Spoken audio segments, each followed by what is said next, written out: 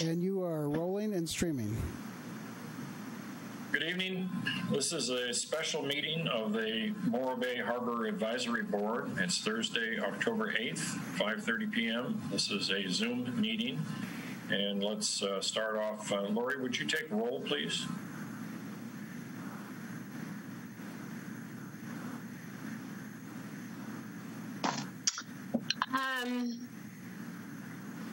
Lynn Myason?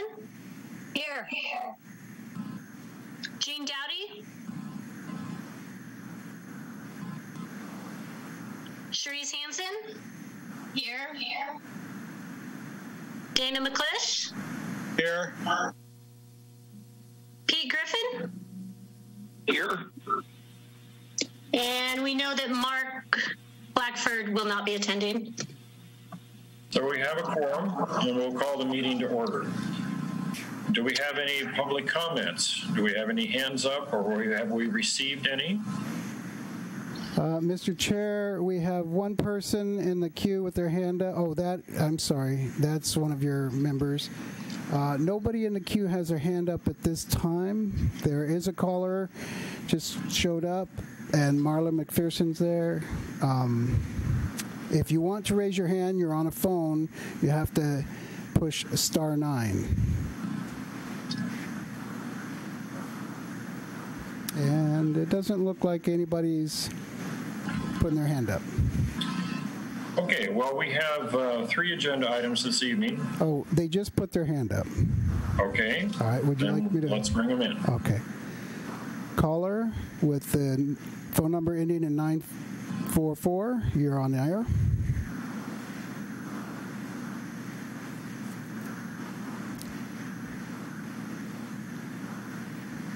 Can you hear me? Yes, sir. Okay, who's this? This is Ron Reisner. I'm the chair of the Harbor Advisory Board. Hey, Ron, this is Gene. Oh, hi, Gene. Okay. I'm trying to get in, but I can't even open up the agenda on my computer, so I'm doing it by phone. Okay, well, we're delighted to have you. Thank you. All right, Zeke, anybody else? No, sir, that was it. Okay, then we'll commence with agenda item number 1. Mr. Endersby? Thank you, and welcome to the special meeting of the HAB. A week later than normal, but it looks like we've got everybody just about, except for maybe Mark. So this is mostly an informational item. We have the city manager, Scott Collins, standing by here as well to provide his input towards the end. We'll see. Kind of looking at our budget, economic impacts of the pandemic on our budget, with all the shutdowns that have occurred. Looking at some of the things that the city's been doing, the Rock Solid Together program, financial and economic recovery programs, and outlooks for the next fiscal year. So our budget is, as you know, we're running on the fiscal year, so our budget year ended June 30th. It takes a couple months for finance to get all the final paperwork and all the numbers in and even out the numbers and get things to the point where they're ready to be audited by the city's auditors, and we're about at that point.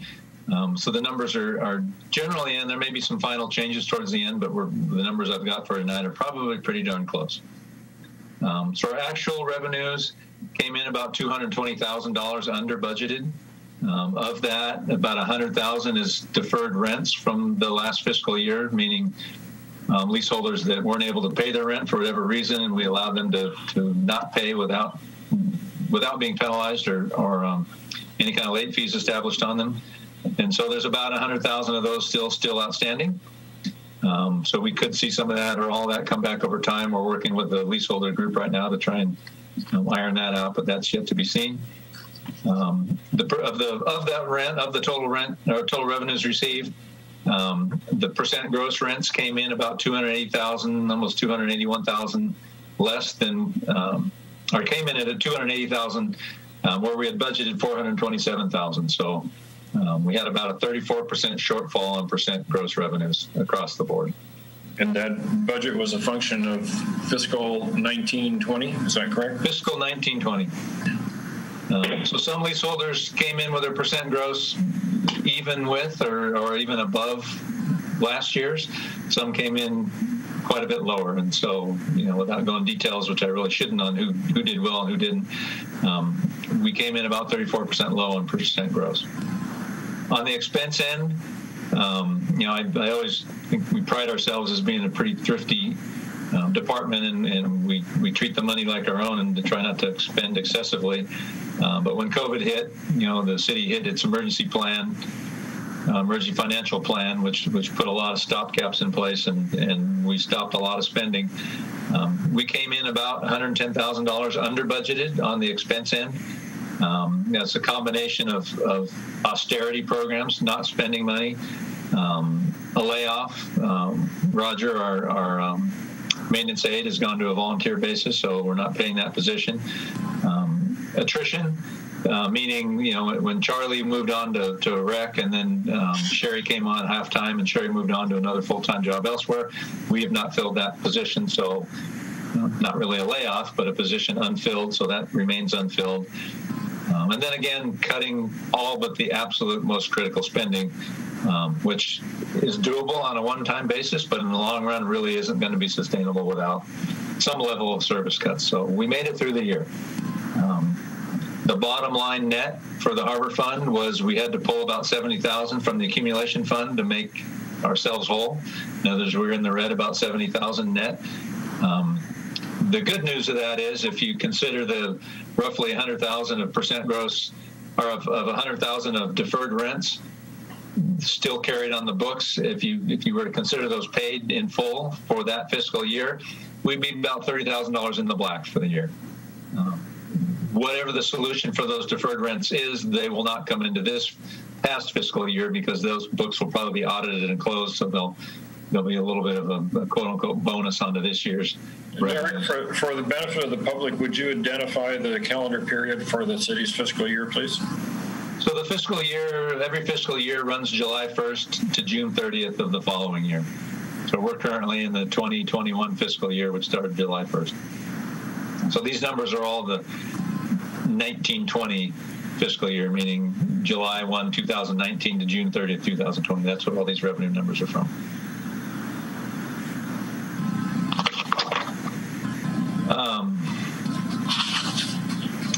As I spoke earlier, we're working with a leaseholder group on those deferred rents. We've met with them several times.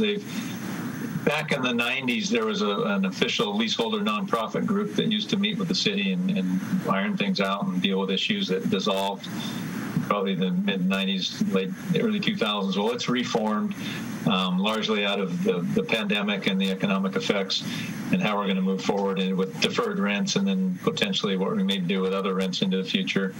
The leaseholder, or the lease policy update group, as you know, met to discuss the deferred rents and potential solutions for how we're going to deal with the deferred rents, and came up with a few different options.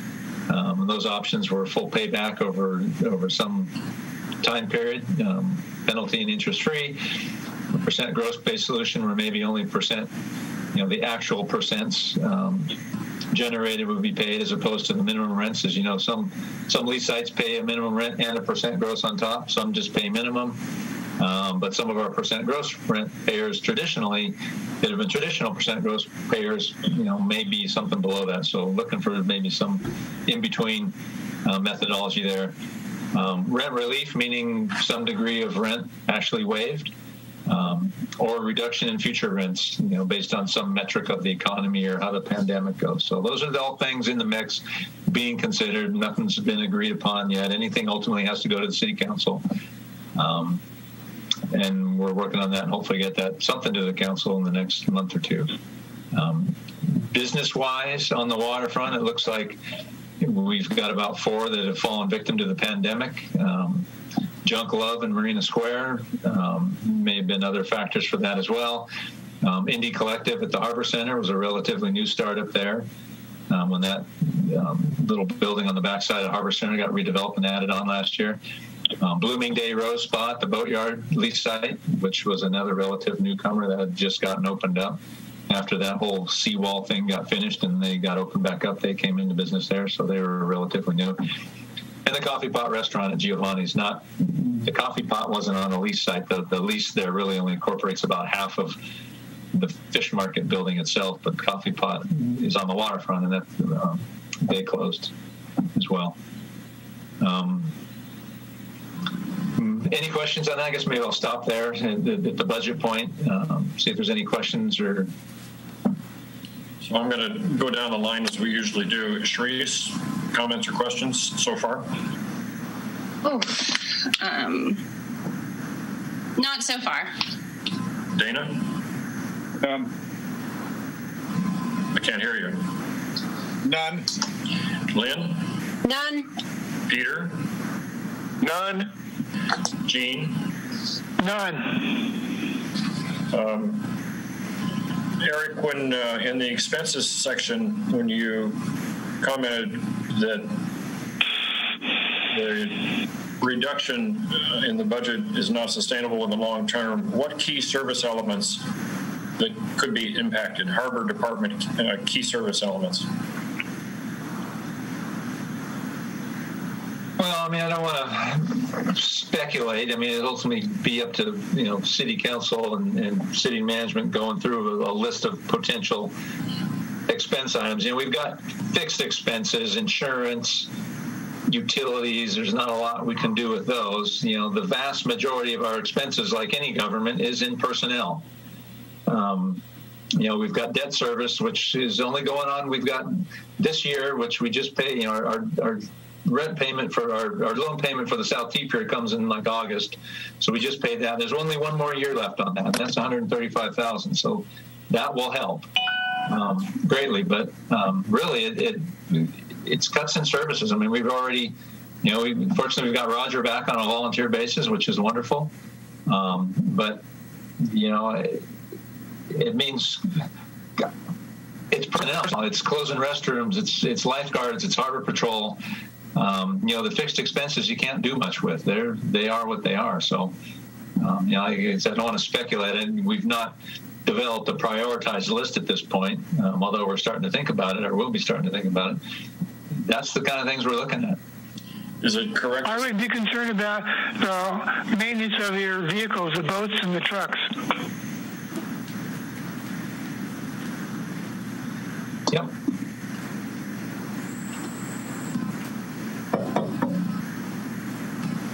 Was that a question, Gene, or a comment? It was a comment. Okay. So, Eric, does that mean that principally the variable costs as opposed to the fixed costs for the Harbor Department and its operations are personnel? Well, personnel is a quote unquote a variable cost. It's like I say, the fixed costs are the fixed costs. There's not a lot we can do with them. I can't just stop paying the electric bill or the water bill.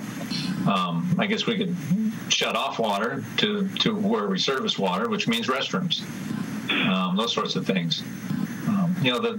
Our biggest expense, like every government's biggest expense, is in personnel. We're already one person down. I don't want to speculate too much. We're, moving into the future and how we're managing the leases and potentially looking at continued in-house versus contracted management of the leases. That is probably going to be the biggest next determinant in deciding what direction our department is going from a staffing standpoint, and that may spell where we go and sort of figure out how we're funded. Okay, thank you. My next question is, you mentioned that $70,000 was pulled from the accumulation fund. What's the current balance remaining? Oh, you would ask a question like that. I don't have that at my fingertips. I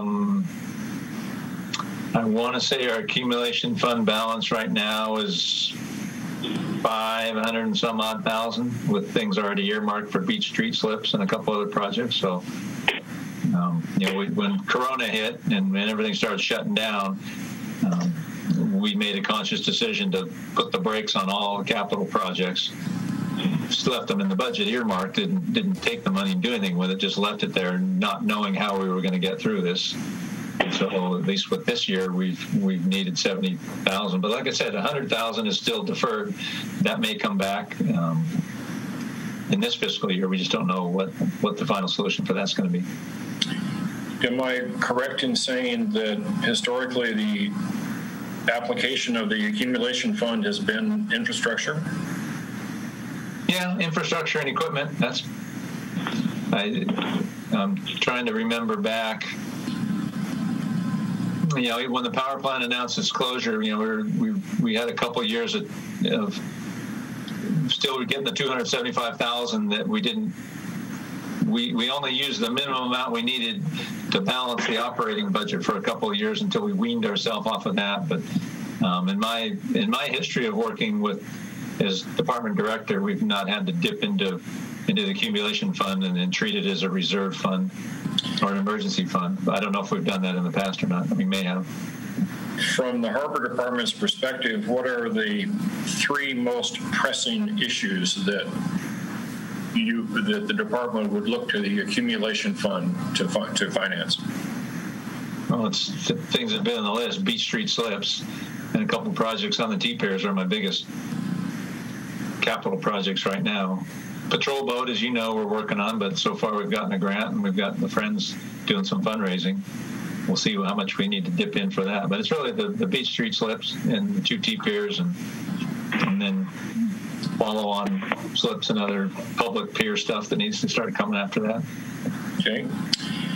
And in your report section, the COVID pandemic-related lease rent issues, you've listed 4 options that the working group, that the leaseholder working group has identified. Which are looked at with the most favor by the leasehold group out of those 4? I think they're all still on the table. They're just newly formed, so they're still getting their feet on the ground and getting all their members in and being active. I probably couldn't or wouldn't say any one of the 4 is on or off the table at this point. And I guess again, they did bring another thing to the table, which was some sort of consideration of the cost they've incurred, which I'll talk about later.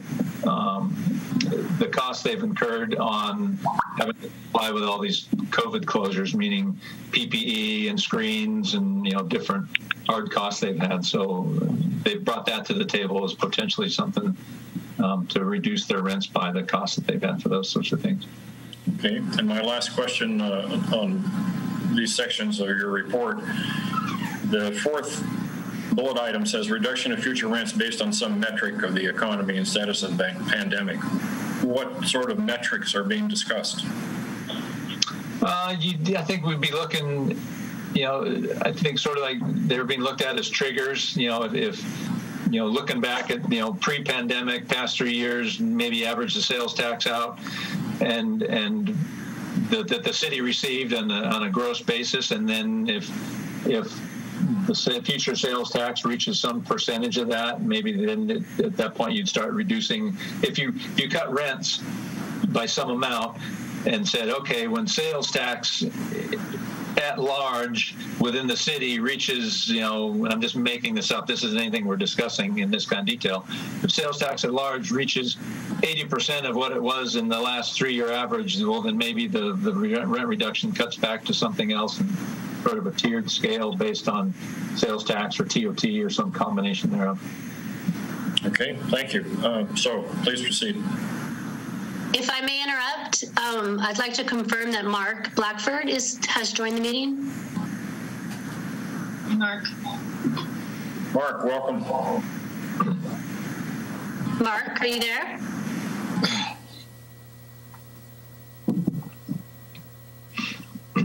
Go ahead, Eric. Well, his name and number's there, so we'll see. So the things the city's been doing, and I think I covered some of this stuff on the last meeting, the last special meeting we had, or the regular meeting back in September. It's been dubbed the Rock Solid Recovery Plan, or the Rock Solid Plan, developed by staff and the council. The general fund was projecting a $2 million loss for the last fourth quarter of the last fiscal year, and up to $4 million in this current fiscal year, which equated about a 30% loss of revenues to the general fund overall. The Harbor Fund outlook not dissimilar in terms of scale to our $2 million budget. Compared to that, in this year's budget, I projected a 50% decrease in percent gross revenues from what I had projected in last year, just to be very precautionary and very conservative. And from the rest of the revenues, all the slips and moorings and all the other fees, we projected about a 25% less revenues coming from that. With all those revenue reductions, we submitted a balanced budget, but again, it's without a position, full-time position still being filled, and we're balanced to the tune of about $25,000, $30,000. So obviously not enough to be putting any money in the piggy bank for the capital programs. With all that backdrop, the city developed it's called a two-pronged approach to addressing all the financial issues facing the city. Prong one, as you see in the staff report, business and community assistance, working very closely with the chamber and a lot of business members. The city council has approved a bunch of different measures to help our businesses and help our city get through this. On our list is deferral of the title and lease payments, with the resolution pending that we spoke about a minute ago. The city's allowed deferral of transient occupancy tax, TOT payments, to the city for the months of February and March of 2020 until August of this year, waiving all penalties for business tax fees, water and sewer bills, and those sorts of things. The city council, affirmed a state of emergency, which enacted all sorts of different rules and regulations regarding eviction relief and eviction moratorium, price gouging, and those sorts of things. Prong two was city government services. Employee compensation was reduced. All the employee groups have now agreed to employee reduction, I think pretty much 5% across the board. Department heads took a little more. Reviewed prioritization of operations, really not streamlined, but cut back on operations that weren't absolutely necessary to try and cut on costs. I think Recreation Department probably took the largest hit with all the different programs that they do, because those programs largely involve gatherings of people. So they cut back pretty severely. Use of emergency reserves. We don't really have an emergency reserve fund, as you know from, I think, a couple budget years ago. A harbor emergency reserve fund was established, but it's got nothing in it right now because our accumulation isn't even where we want it. So we dipped into our accumulation as our emergency reserve. And then pursuing state and federal assistance, which we've gotten some of that. On the employee compensation end, all groups have taken some cuts. Hiring freeze, hiring chills. Any hiring had to go through the city manager for approval, and really only core safety positions have been approved to be filled. Said we're still down one, but those things that provide safe water and public safety, obviously we can't. That's the city's absolute core responsibility, providing those things. So they continue to be provided. But a lot of other vacancies across the city board, with us not having that position filled, it's been a strain on our department. Lori and Becca and myself and our officers are all trying to take up the slack for all the other things that aren't getting done by that position. Travel, no city-related travel outside of SLO County really has been allowed. Most conferences and even my annual Harbor Masters conference was canceled, so I wouldn't have gone to that anyhow, even if it wasn't canceled. So really, unless it's absolutely essential travel, it's all been eliminated. Say the city laid off about 70 temporary employees and some part-time employees, I think primarily in recreation. We've cut back on our reserve program to a degree. Not filling as many Harbor Patrol reserve hours as we have. So fair amount of cuts, I think 14% full-time employee equivalents. So it's a pretty big cut to a city that's got a little less than 100 employees. Like I said earlier, we I think saved in expenses about $110,000. We just went through every line item, and anything that absolutely didn't have to get done didn't get done. And so we've been watching those expenses very closely, and then cut back on a lot of expenses doing this year's budget as well, in our approved budget. So done pretty well there. The city attorney's office took a voluntary cut to their fees and reduced their hourly rates, and they continue to provide that. We're getting a pretty good deal from the city attorney's office. The visitor center contract was canceled, and the city's kind of running the visitor service for the most part, those kind of services. Once that shelter at home order went in place, so lots of cuts across the board. Again, emergency reserves, we've dipped in a little bit. 70,000 is what we needed. Hopefully, we get that back if we get our rents back, depending on how things recover. The general fund, I think, used about $1 million in emergency reserves last year to make up the difference in the shortfall. And this year, we just don't know how it's going to end. I got to check. Pillar 4 of that stage is state and federal assistance. The first round of federal aid I don't think really reached to the city level. It got to states and counties, but never really reached the city level.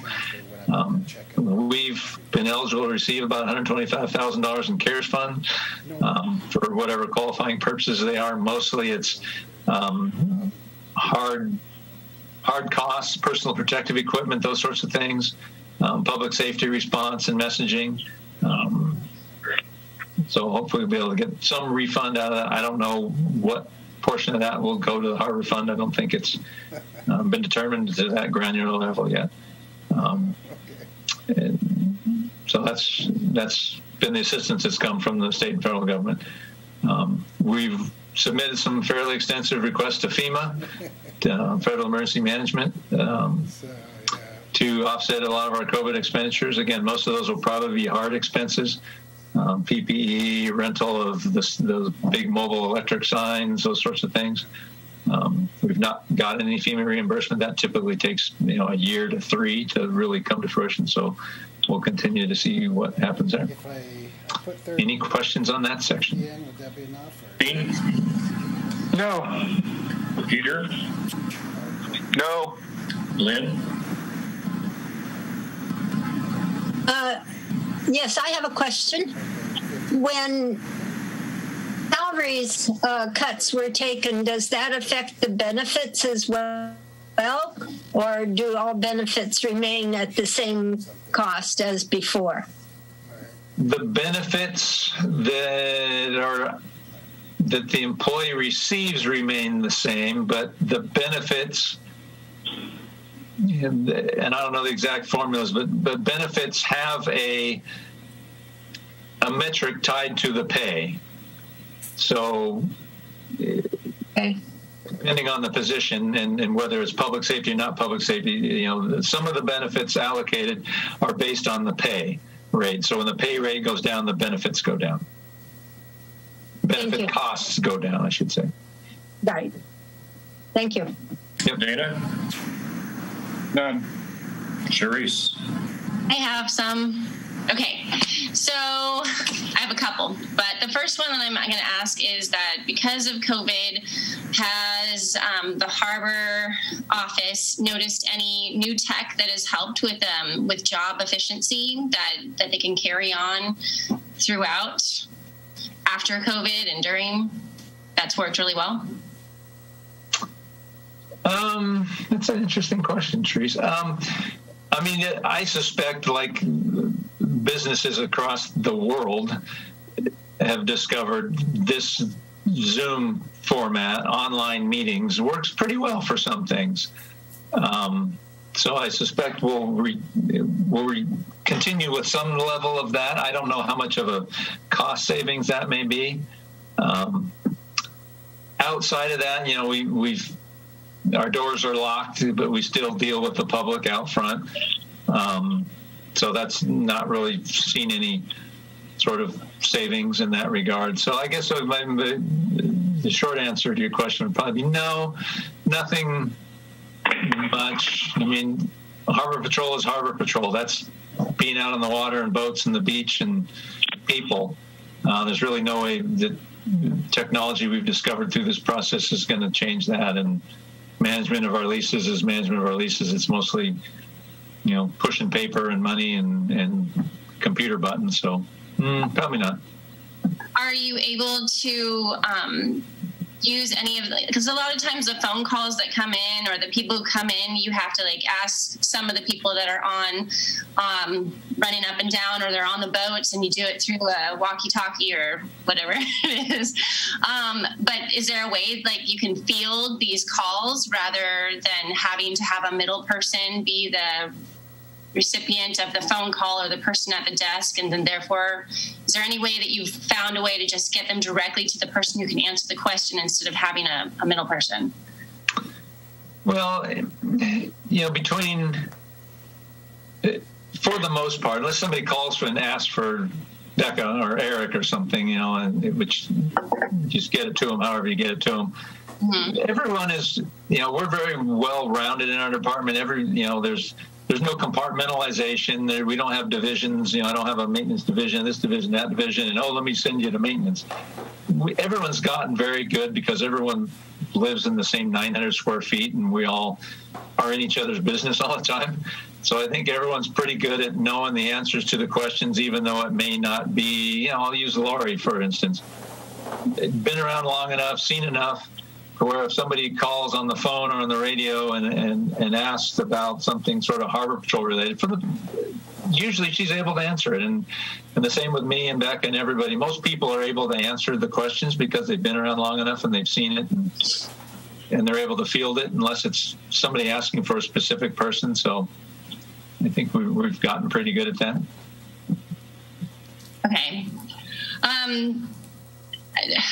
Another thing that I brought up before is about the kiosk or having a possible way to get some money. And I know that you're talking about parking. Is there anything that you guys are working on? I know that you're working on the parking, but as far as having a kiosk where they have to drive into the Rock and pay a fee to go and enjoy the state park, and then therefore that fee helps pay for lifeguards and maintenance and garbage and bathrooms. Has anything arisen as far as budget for the next year with that? I'll chime in here. We have a parking study underway. I'm Scott Collins, City Manager. And we've done the first leg of that study, which was looking at parking data for a peak week and weekend, which would be summer. And then we're going to do a follow-up probably in November, December, because this may not be a typical November, December, or off-season, if you will. So we want to try to replicate as much as we can what we saw prior to COVID. That information will be very helpful in determining kind of what our true parking demand is and what potential management practices could be adopted to help address that. Really, your parking management is to drive economic vitality and also create turnover and make sure that people have access to the coastline. That's what Coastal Commission cares most about.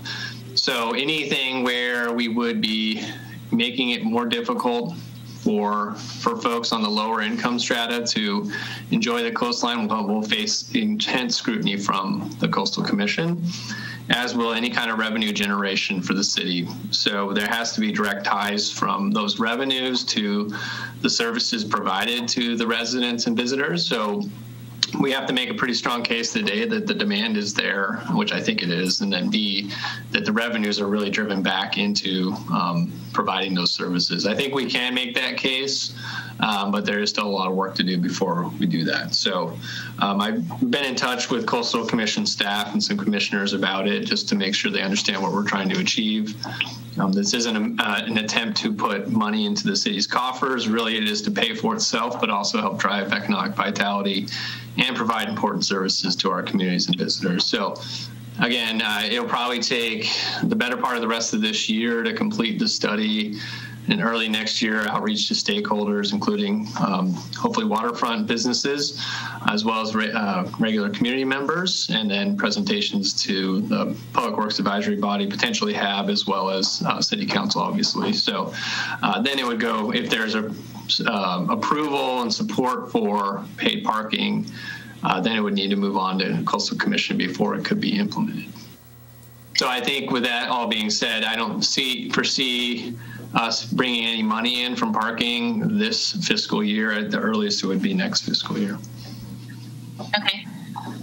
Yeah, speaking, a little side note as far as like where I think the money should really go and poignant at this time is that I know the lifeguards around now or a little bit further on, they usually get pulled and there's no lifeguard on duty at the Rock. Is that, anyway, what I'm saying is that we should definitely spend the money for a lifeguard on duty through the winter because there's just so many people that are visiting, and it would be just a travesty to have somebody hurt themselves when they go out there because they're just not used to going onto the ocean, and a lifeguard would be really important about saving lives and helping our little town not have a really bad accident happen.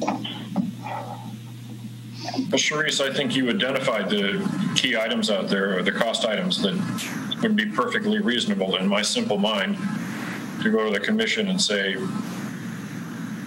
the cities need some help with this, or they're not going to be available, and that's lifeguard, garbage, and bathroom.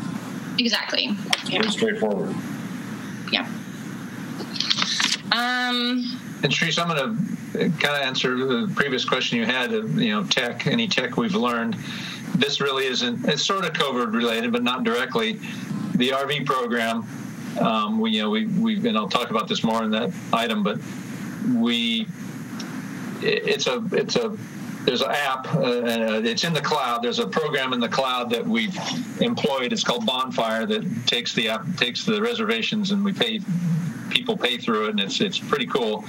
And it's an app-based system with subscription basis, and we use it, and we're currently using it on our phones, but it's kind of hard to do on a little phone, so we're going to transfer over to a tablet of some sort, and hopefully also move our we call our dockage, our daily checking of our boats and seeing who's in our slips. Currently, it's manual on paper, and it's very clunky and quite antiquated, to say the least. So hopefully out of this, mostly out of the RV program is what drove it, but we'll be moving that over into an electronic format, which the downloading of that directly into our billing program, that will definitely save a lot of time, as opposed to taking up a piece of paper and then getting it into the computer, and then the computer puts it into the billing program. We go straight to the billing program. We're looking at trying to implement something like that. So that could come out of this one. Definitely. That sounds good. And then when you did this, have you done the numbers for the camping for last month?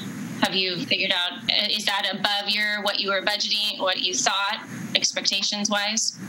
I don't think we had any predetermined expectations, just coming out of summer and not knowing where we were going to land and when we were going to get it going. I'll talk about the numbers a little bit more when I get to that. That's item 2, next item coming up. Yeah. Okay. Next item. Eric, I have a couple of questions. In prong 1, item 1, deferral of title and trust lease payments to the city with a resolution of the deferred rents pending. Is there any indication as to when council will make that decision, one way or the other? The resolution of that question is extremely worrisome to leaseholders. Well,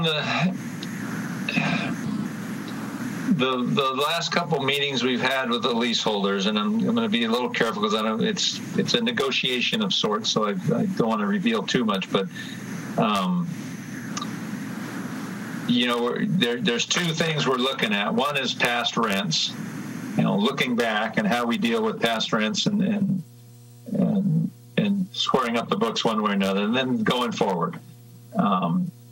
We've looked at a couple shorter term measures that will maybe bring into the council sooner than later, meaning probably in the next couple, before the end of the year, and putting off the deferred rent question for now until we get a little further through the pandemic. We've come out of red and we're in purple, and things are opening up, and if we come out of purple and come out of red and go to whatever color's next, yellow, I think, and restaurants and others can start operating a little more indoors, that should start bringing more revenues. But we don't know where that's going to go. So the city and the group of, sort of agreed that let's not jump to any conclusions too soon because we don't know where we're going. The past rents are the past rents. We've lost a few businesses on the waterfront. No master leaseholders have gone under, and I don't, knock on wood, think any will. So we're okay holding on as it is. But we're going to have to resolve it one way or another. And that's obviously what's weighing heavy is, if I've got a given leaseholder that owes $20,000, well, what's going to happen with that? So right now we're holding tight and trying to kind of pick at it one piece at a time. But to answer your question, the deferred rent question, whatever the payback of it is, whether it's full, half, whatever, we don't know yet. It's going to be over some period of time. And again, it's going to rely somewhat on how the pandemic progresses. And this winter, as you know, there's all the talk of the second wave and whatnot, and going into at least the northern hemisphere winter. What happens if it gets worse, gets better, if things ratchet down even further again, and we're back to day one where we're shelter in place and nobody does anything except maybe takeout restaurants? That changes the playing field. So we don't know where we're going with that. So. Okay, thank you. So still prong one, item 4, this is just an education for me. City Council taking action to affirm the state's emergency orders. Why would the city need to take independent action to affirm the state's COVID emergency orders? Well, I might phone a friend on that, the city manager. The federal government declared a disaster, an emergency or disaster. State governor did, and we followed suit. I think the affirmation is we affirm that those two entities declared, and we're declaring too. Yeah, it's more just extending the council's support for those measures. But all the authority lies at the state level, not at the city level. That's why I asked the question, actually. Mm-hmm. Yeah. Okay, Pillar 1, employee compensation. In your report, you've identified a number of employee entities that back in April agreed to take pay cuts between 5% and 8% through December 31. So that was in April. It's now October, 6 months later. Does anybody have any information as to why the fire union has not agreed to a cut? We came to an agreement, a short-term agreement, just a few weeks ago. That was my apologies for not catching that in the staff report review. So we have come to a short-term agreement as we work towards a longer-term contract with the fire union on that front. Retroactively? It's not retroactive. It's poor form. That's a personal commentary.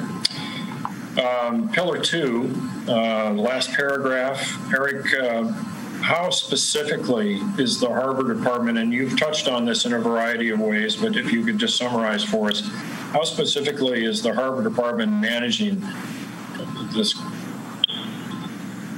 current budget challenge? Well, like I said, our duties and responsibilities haven't gotten any less. If anything, they've become more. Without that full-time position, I'll give a nod to Lori Stilt. She's taken probably the brunt of it because she's now running the front office as well as the back end. So doing administrative assistant work as well as her work. Becca's taken on some of that as well to try and relieve it. I've taken what I can, which isn't as much because I've still got, the leases and all that budget and other stuff that I'm pretty darn busy with. So, and the patrol officers themselves are taking on more management responsibility and trying to, we keep an officer in the front office more often now to answer phones, to just take the general calls and walk-in kind of stuff. So everyone's just putting on more hats and doing more to help out their fellow employees. Okay. Okay, thanks. All right, Eric, back to you. FY 2021 and beyond, revenue update. So FY 2021 and beyond,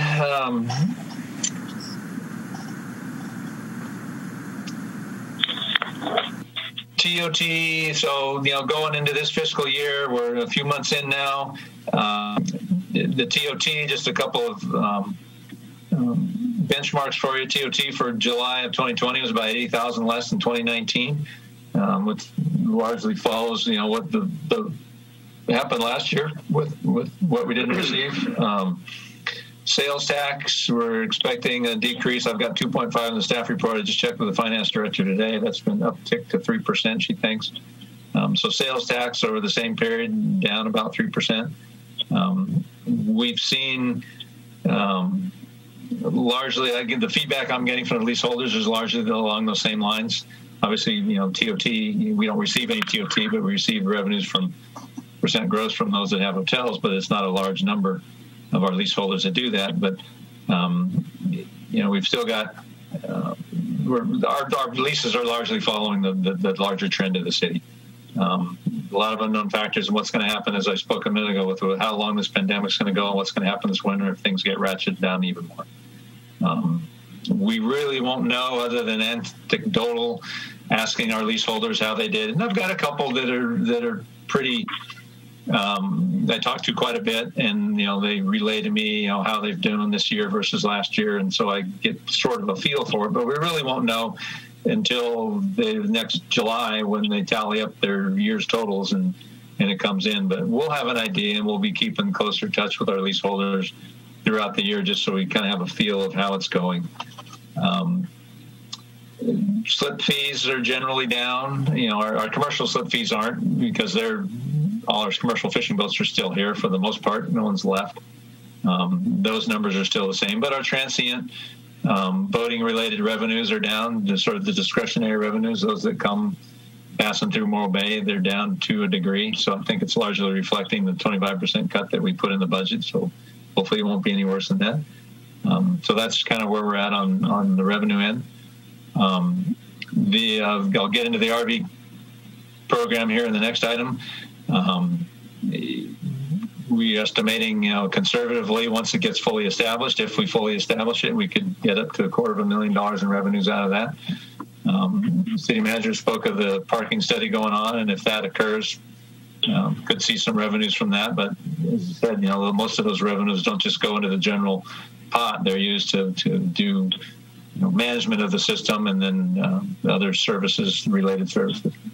And then on the ballot in a few weeks here is the local relief and recovery measure, 1 cent sales tax, much like Measure Q, largely based on some polling that we did over the summer, or I think over the summer and fall, or spring and summer fall, with the residents of the city, that really prioritize public safety, cleanliness, and services that the city residents are provided.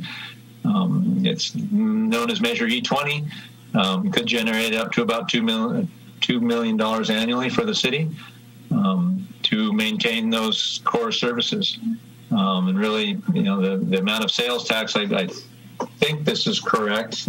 City manager can correct me if I'm wrong, but of the sales tax, I think the general understanding is, of the total sales tax received, about 70% comes from transient visitors, meaning tourism, and about 30% comes from residents. And so, additional sales tax is a good way of recouping some of the costs that all those visitors put on our services. Scott, you want to add anything to that? Yeah, the 70% is on the business to consumer sales portion of the sales and use tax. So those are the things that you think of over the counter purchases, which is good because we've had a lot of day trippers come to town, and our hotels have done okay, not as good as previous years, but a lot more visitors are coming for the day, and so when they spend money, they are, helping us out through the sales tax and kind of trying, in some ways, recouping the costs they extract on our community in terms of things like our restrooms and trash. And we've seen particularly uptick of an issue As Eric said, we've had various forms of surveys been conducted pre and post COVID-19, and COVID ruled out aside, public safety services were top priority, and locally controlled public safety services, and then clean and safe public areas, in particular waterfront and beach areas, were a high concern for the community. Measure E is a general tax, but it's clear that, you know, if we have to make further cuts, the next level is definitely into those core public safety issues. So we're looking to preserve the core services through this measure. This board is very well aware of the quality services that it provides to the city and the community, that being the Harbor Department. They provide important services related to public safety, as well as maintaining a clean and upkept waterfront beachfront for both our visitors and our residents. And so we fully are aware of the critical nature of that, and making sure we have adequate resources deployed to the Harbor Department to fulfill those objectives. And we've definitely shown in recent years the need to look at that, most recently with the RV camping program, but also this summer we've allocated a lot more city general fund resources to the waterfront to maintain our public restrooms and our trash without impacting the harbor fund, which we know is in a tough spot, and definitely going to go make the case for paid parking if the analysis warrants that, which could definitely help the Harbor Department. So you know, that we are fully aware of the integrated nature between the harbor and the rest of the city. We need that area to look great, both for our residents and for our visitors. We need to maintain those core public safety services in that area, and Measure E certainly could provide a hand in that effort.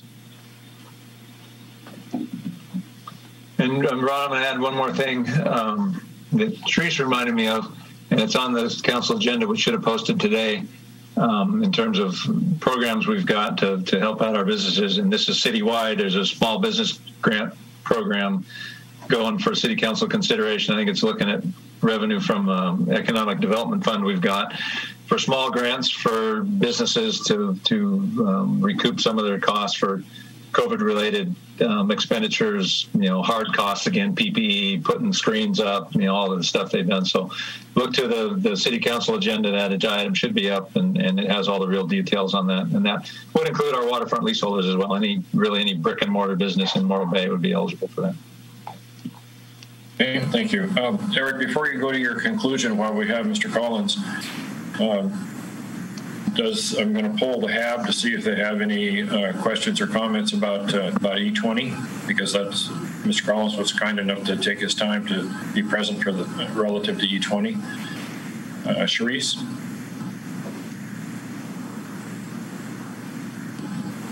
Can't hear you. You're muted. Dogs. Sorry, I turned it off and forgot. I don't have any direct questions about E20, but I did, since Scott is here, have one thing. Can I hold my thing until the other panelists have talked or asked? Sure. Dana, E20? No, I don't have any questions. Okay. Lynn, E20? Lynn? Peter? None. Gene? Yes. Is there a percentage of the E20 funding that will go directly to the Harbor Department? No, that would be earmarking, which would create a special tax, which would require 66% voter approval to do so. But as I mentioned, we understand the critical nature of supporting the Harbor Department. And, you know, City Council will make the decision about how those funds are utilized, but it's clear from the surveys where we need to deploy those resources, and that will help inform their decisions. Thank you. Yes. As a follow-on question to that, Mr. Collins, what assurances do the voters have that E20 revenue will be applied to core services? Yeah, what I foresee is that the Measure Q, or the Citizen Finance Advisory Committee, which will take on the Measure E oversight, if you will, would be the arbiters of that, like they have been for Measure Q. They've been very effective in saying, the city set out to do this to support the fire station and to support enhanced services in certain areas, and provide that audit on the back end, and also make recommendations to City Council during the budget creation process. So I foresee that the Citizen Finance Advisory Committee will continue to play that role as it is stated in the ballot measure itself.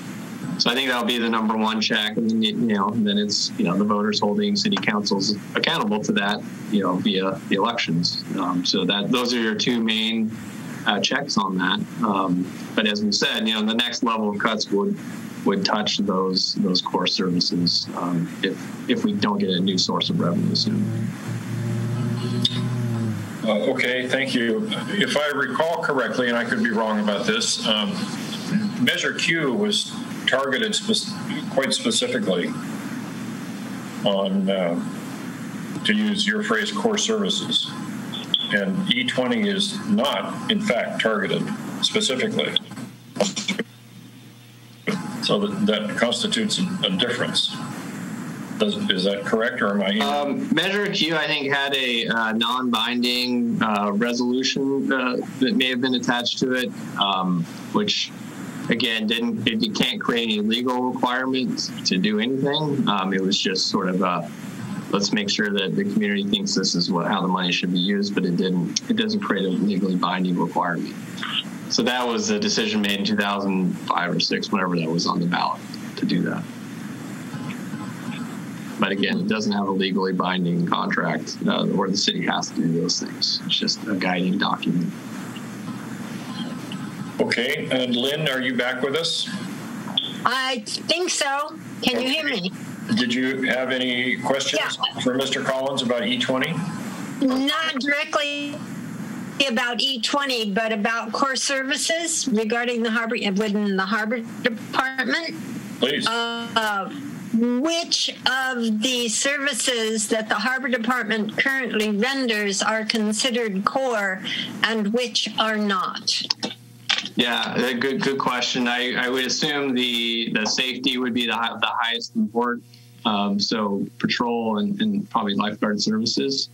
But as we all know, almost everything we do is core and interconnected. So again, real hard choices would have to be made. Already hard choices have been made, and as the staff report points out, we're down about 25,000 staff hours this year alone on the cuts we've made across the city, and we're feeling the impacts of that. But the next level will cut into the services that the community recognizes, not the things that are behind the scenes, which most of the cuts we've made this year, with a few exceptions, are in that realm. So again, I think when I think of core, I think of those visible public safety services like harbor patrol and lifeguarding. So that would sort of leave recreation as being the place where it would be. Well, recreation, bore a big run of the cuts already.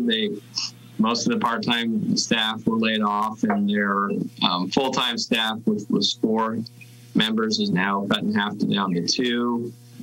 We have added back a few part-time staff to support the swimming service down at the high school, as well as daycare for central workers, so their kids can go to school with some supervision since the schools are closed, and their parents can work and earn an income. Those positions are paid for through fees, so it's not really affecting the general fund per se. So, the next level, like I said, we've cut into finance, we've cut into public works administration. Harbor obviously has been cut into, and planning is down a planner, engineering is down an engineer. And again, these are services the community typically doesn't see, but the next level would be in police and fire. So recreation has pretty much been completely reduced, almost more than cut in half already. Thank you. Yeah. Anything else, Lynn? Oh, no. No. Okay. So our gratitude. I think Dana had a question. Sorry. Dana? If I could ask a question, you were just saying the next thing would be police and fire would be getting cuts. Say we don't, Measure E doesn't pass. I'm sure lots of analysis has been done on this. So I guess I'm asking what's the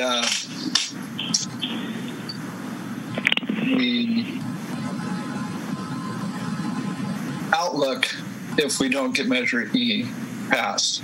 Yeah, I mean, it's a good question, Dana. I've been doing some analysis on that because you don't know. It could be very close. And the city budget does not have any funds from Measure E for this fiscal year, 2020-2021. So really you'd be pointing at the budget process for the next fiscal year, where you would say, okay, there is no new revenue or sufficient revenue, and based on the continued impacts from COVID and the other sort of drag on our budget prior to COVID, like the closure of the power plants and increases in fixed costs outweighing our revenue growth, we've already cut into administration and some of the other non-core services. So really you're looking at eliminating firefighter and police officer positions. The fire department, if you cut one position, you basically are moving to the old model of one fire rig responding to a call.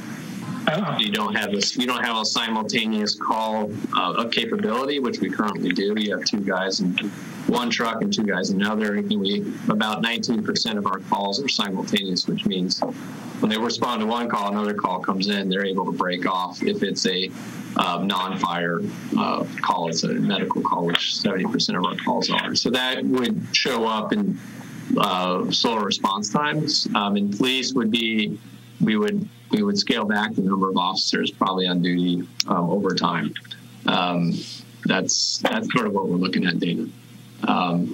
So, we obviously aren't trying not to put all our eggs in one basket, and this RV program is one idea. Of course, that's really set out to support the Harbor Fund.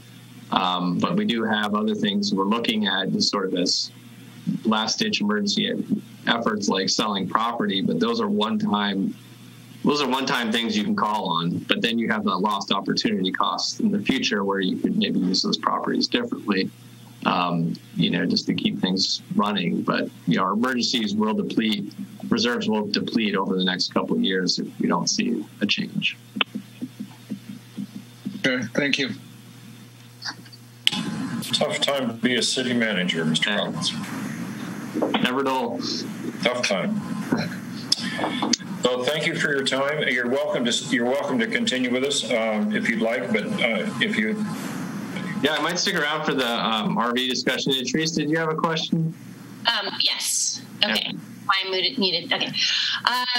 One of the things that we have been able to do because of the coastal giving us a little extra as far as COVID adapting was the seating outside for a lot of the Embarcadero restaurants, which greatly affected the ability for the harbor to gain some of their percentage rents. I know that it was only supposed to be for 6 months. I honestly don't know when it's up, but has anybody filed to extend that? Yeah, great question. We just discussed this with Mr. Graham, our planning director today, our community planning director today, and he's in talks with coastal staff kind of at the junior level. So we expect we'll be talking to the senior staff by next week. The thing runs out in November, so we're trying to stay ahead of that. I think they're fully aware of how important that outdoor dining has been to our businesses and to our visitors' enjoyment of their experience in Morro Bay. And so I don't see any reason why they would prohibit the extension. And we're going to see if we can extend it several more months into next year so that we don't have to keep asking every couple months. So that would include the outdoor dining as well as the RV camping program. we fully intend to come back to this body and then obviously City Council to assess the successes and maybe shortcomings of the RV camping program so that we can have good data to provide Coastal Commission to see if we can get make that a full-time program, which would require a regular coastal development permit. Anything else, Charisse? Nope, that was it. So just as a comment, in a local coastal town today, my wife and I noted that they had taken a portion of a street that was formerly 2 lanes and had made it 1 lane going one direction because there was plenty of opportunity in surrounding streets to go the other direction. And barricades were put up on center line, and there were, in that particular block, there were a number of restaurants, not unlike our Embarcadero. And the entire block, including the sidewalk and the blocked lane, was dedicated to outdoor dining.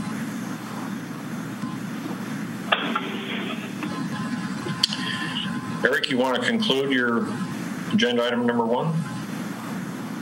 Well, I think, the only thing left in there is, sort of the what ifs. And I think between myself and the city manager, we've answered much of that. Like I said, our budget is balanced this year, but just barely.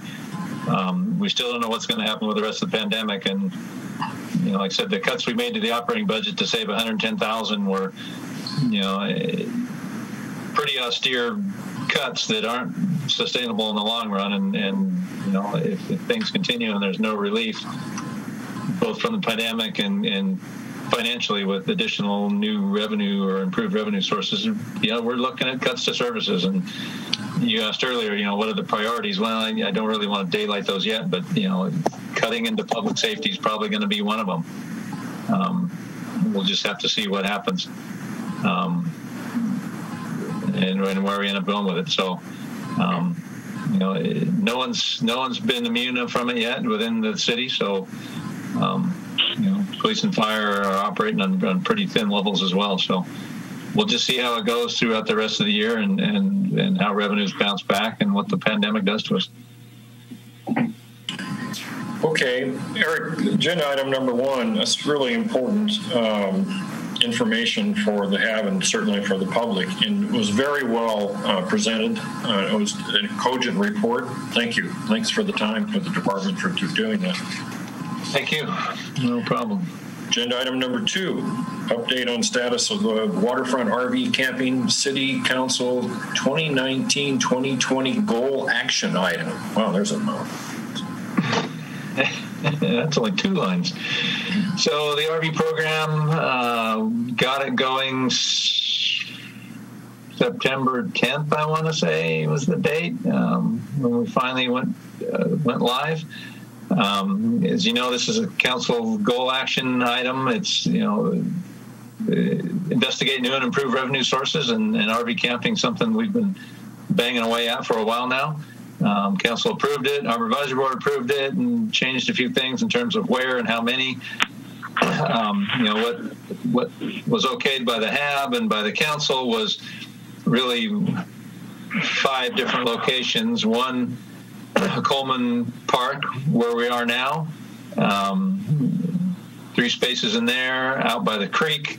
We initially proposed, kind of lining up against the edge of the creek. Coastal didn't like that, so we took what we call our baiter's yard, that storage yard we had out there by our shed, converted that over to 9 spaces out there, 7 combination RV or tent spaces in the Triangle parking lot, 5 kind of behind the museum, and 2 across from the museum.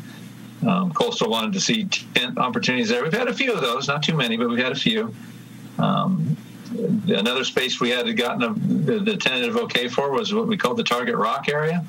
And then the 5th space was out at the launch ramp in the launch ramp parking spaces for boaters to tow their boats with their RVs or trucks with campers and camp in them during the rockfish season and off season and allow RVs in there.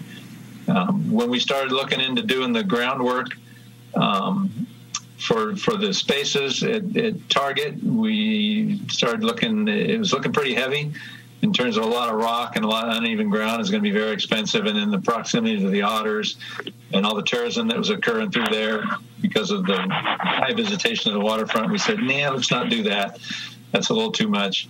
And then down at the launch ramp, we've elected not to implement that yet, waiting to kind of see how it goes in the rest of the places. Assuming we get continued coastal approval of this into next year, likely the launch ramp will allow some RVs to park down the launch ramp parking lot, since rockfish season will be open and that ramp will be pretty much a ghost town. We've seen a huge number of RVs in town this summer. Obviously the pandemic shut down a lot of international travel, so people stayed domestic. And if you think of California, you think of two things: the mountains or the beach.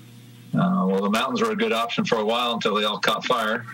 And I don't say that lightly, but it drove a lot of people away from the mountains, and a lot of them now coming down to the beach. And then there was already an RV movement going on where a lot of people were starting to get into RVing before the pandemic started, and the pandemic has obviously reinforced that.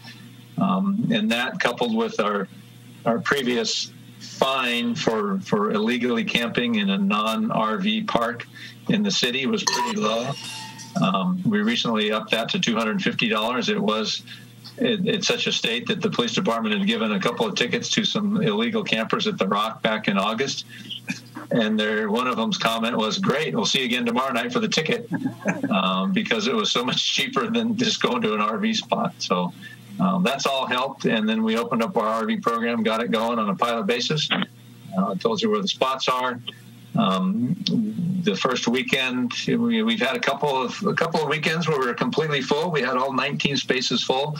It's largely settled down to mostly weekends now. We've had a few fire refugees for a while, folks either escaping the smoke or they were in actual evacuation areas that were staying for a week or two.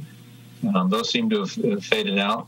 But we put some pretty robust regulations in place. Got good police backing on the enforcement.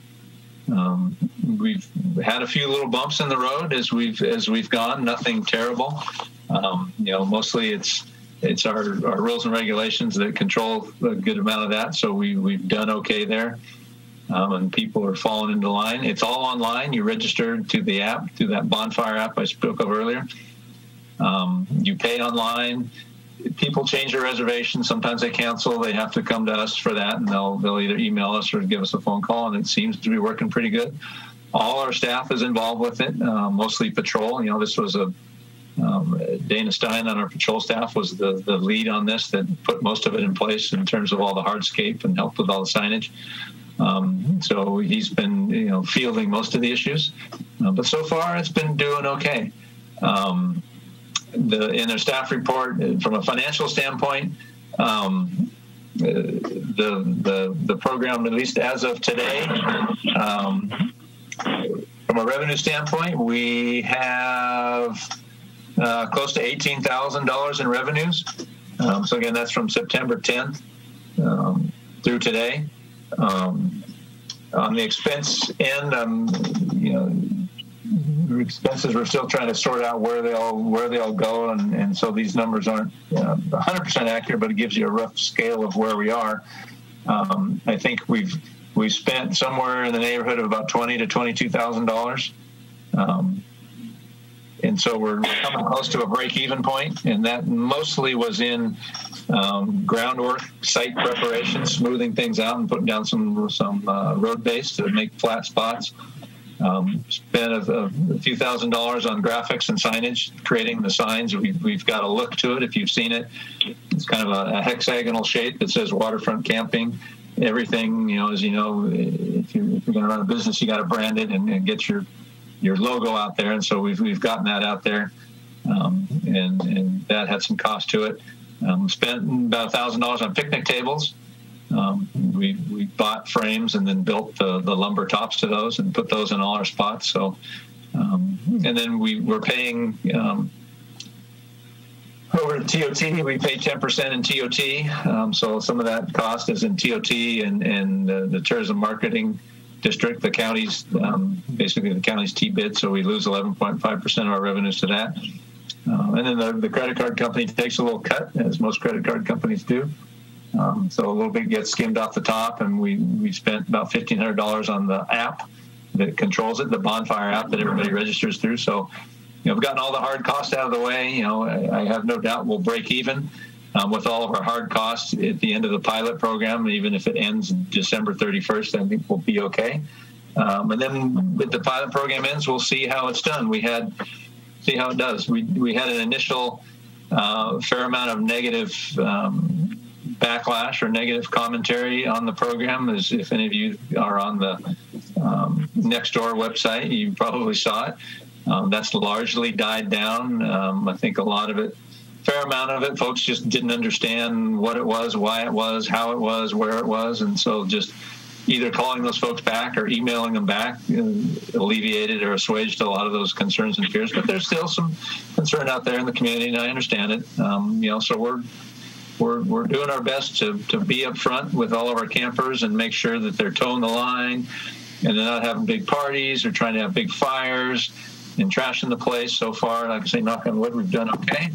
At the end of our pilot program, so probably come, depending on whether we get extensions. So come the end of the year, we'll start really looking at what the problems are, see what the revenues are. Once we really get a solid handle on the booking end of it, we're still learning it. We'll see if it's developed an unacceptable level of negative impacts to the community or others. I'm sure we'll run it through the Harbor Advisory Board at some point, and then we'll determine whether or not we're going to try and make it permanent. As the city manager spoke earlier, we're on an emergency coastal development permit right now. We'd have to get a full coastal development permit, which is the full coastal process. So if it looks like it's something we want to pursue into the future, and the council approves doing that, we'll go to coastal and we'll see where we get with it. Okay, thank you. Questions, comments, Gene? Yes, two questions. Are the fees more than the local RV parks? And the second question is, will the Harbor Department have a chance to submit their concerns for a full Coastal Commission approval to the Coastal Commission? On your second part of your question, because that's a little more interesting one to answer.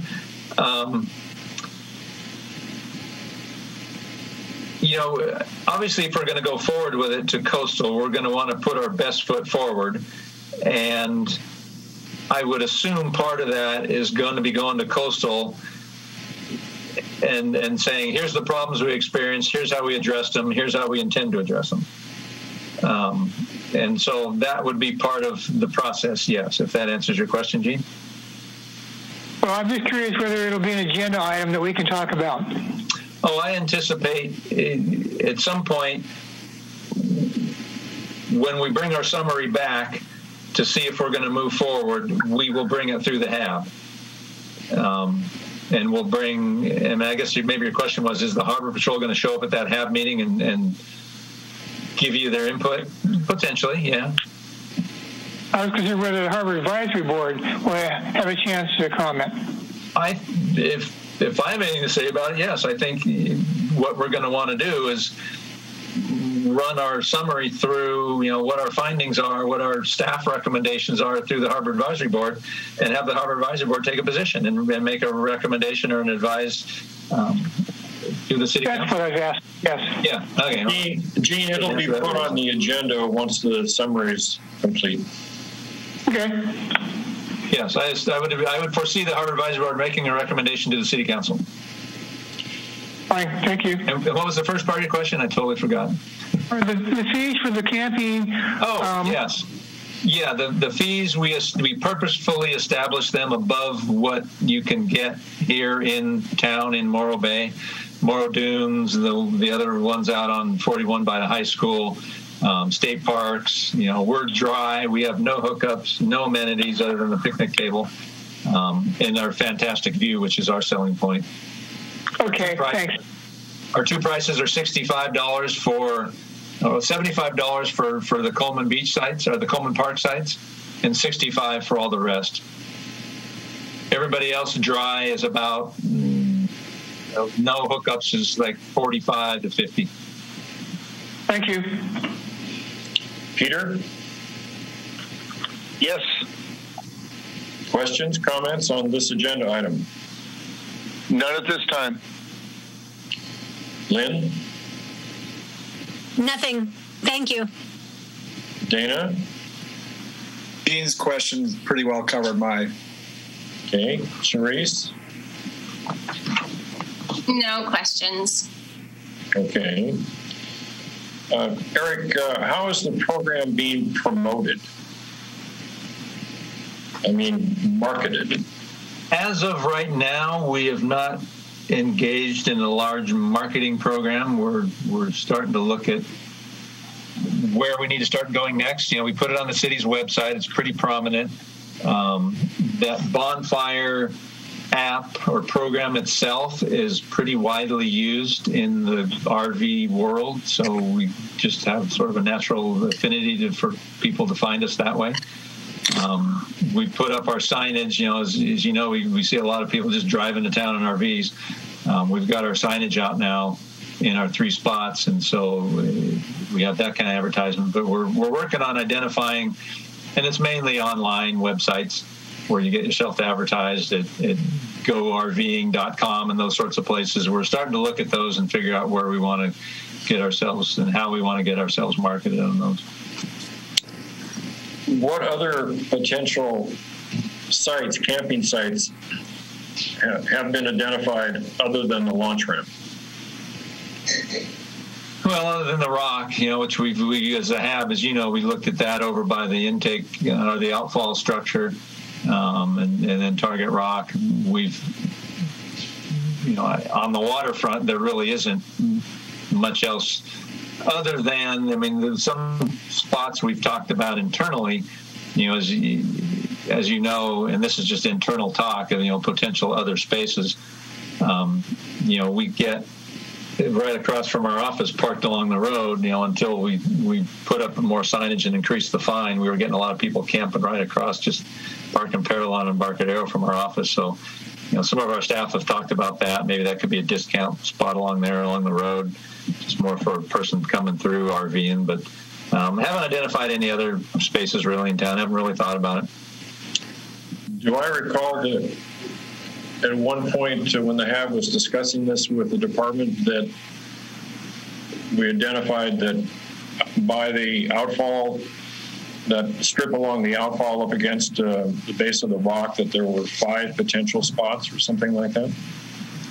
Yeah, I want to say it was 4, but it might have been 5. Okay. And the HAB's recommendation was supportive of the program in general, but not that location. The rock being the most sensitive spot for RVs to park at. Folks didn't want to see it there. Okay. Is there any information, does the department have any information regarding how much revenue is produced from those kinds of sites in Port St. Louis? Yeah. I want to say it's 300,000 a year, maybe more. Yeah, you can find it pretty easily on their information, on their website. Their total revenue?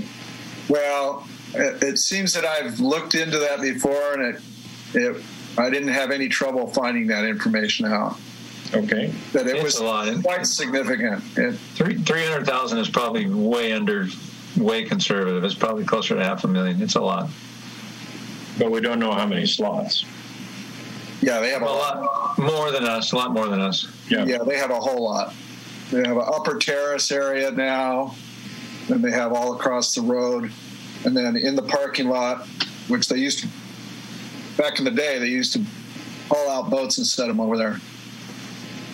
And as you know, they're getting underway on their Harbor Terrace project, which eventually all those RV spots down on the waterfront, at least I think most of them go away and get placed up in that project. Oh, I didn't know that. That's interesting.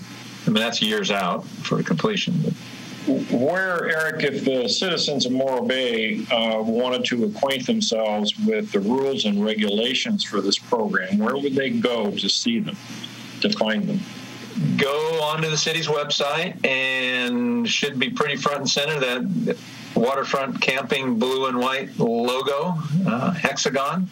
You click on that, and it takes you to another page within the city's website, and scroll down, and there's an active button there, a hyperlink there that'll link you to the rules and regulations. And you also get it if you go to if you go book now, and you go to the bonfire booking website, there's also a link to it in there as well. But on the city's website, you should be able to find it fairly easily. Okay. All right. Thank you. So that brings us to agenda item number 3. Hi, guys. Thank you. Thank you. Thanks for your time. Appreciate your time. Item 3. So you probably all got this email from Lieutenant J.G. Gabrielle Lamartina from the Coast Guard, because she addressed it to the HAB.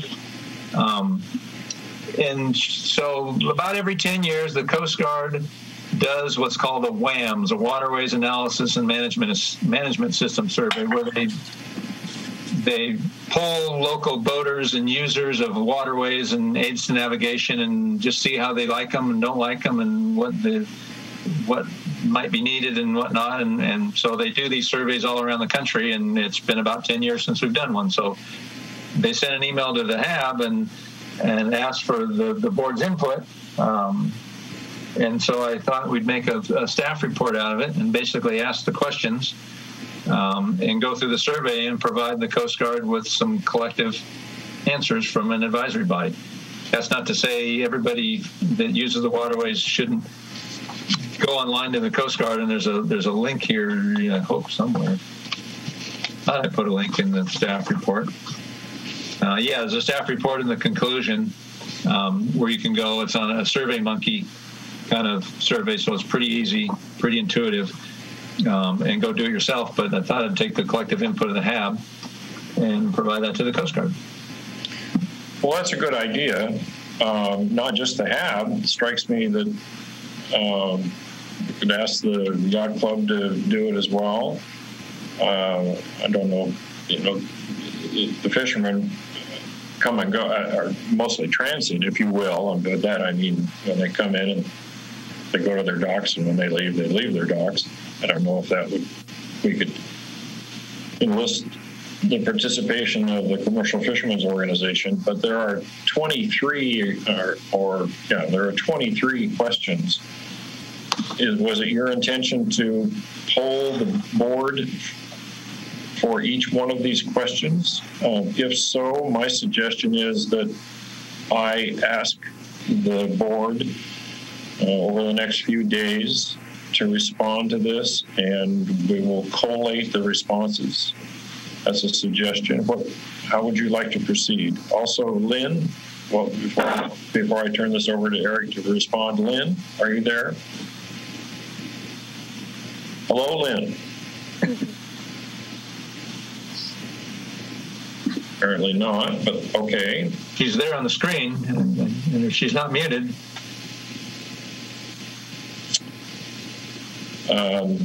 Okay. So how would you, to be expedient with this, how would you like to proceed?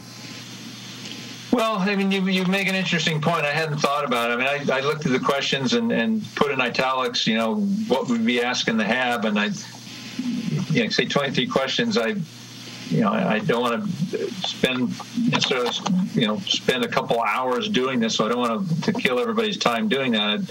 I don't know how quickly we could move through it. We could do it as you suggest. I think what I'd ultimately like to give to the Coast Guard would be the HAB's collective input. It's not something. I mean, there could be some discussion on some items in terms of what aids navigation do you think should go away. There could be a little back and forth, and the HAB could collectively decide on something. I don't see the HAB needing to vote on any of these things. It's more of a general input from a body. Like number 15, which aids are least important to you for safe navigation of these waterways? Well, what if three of you think one thing and three of you think another? Do we have to vote on it? I don't think so. Well, and that's not what I had in mind. I mean, no, nor me.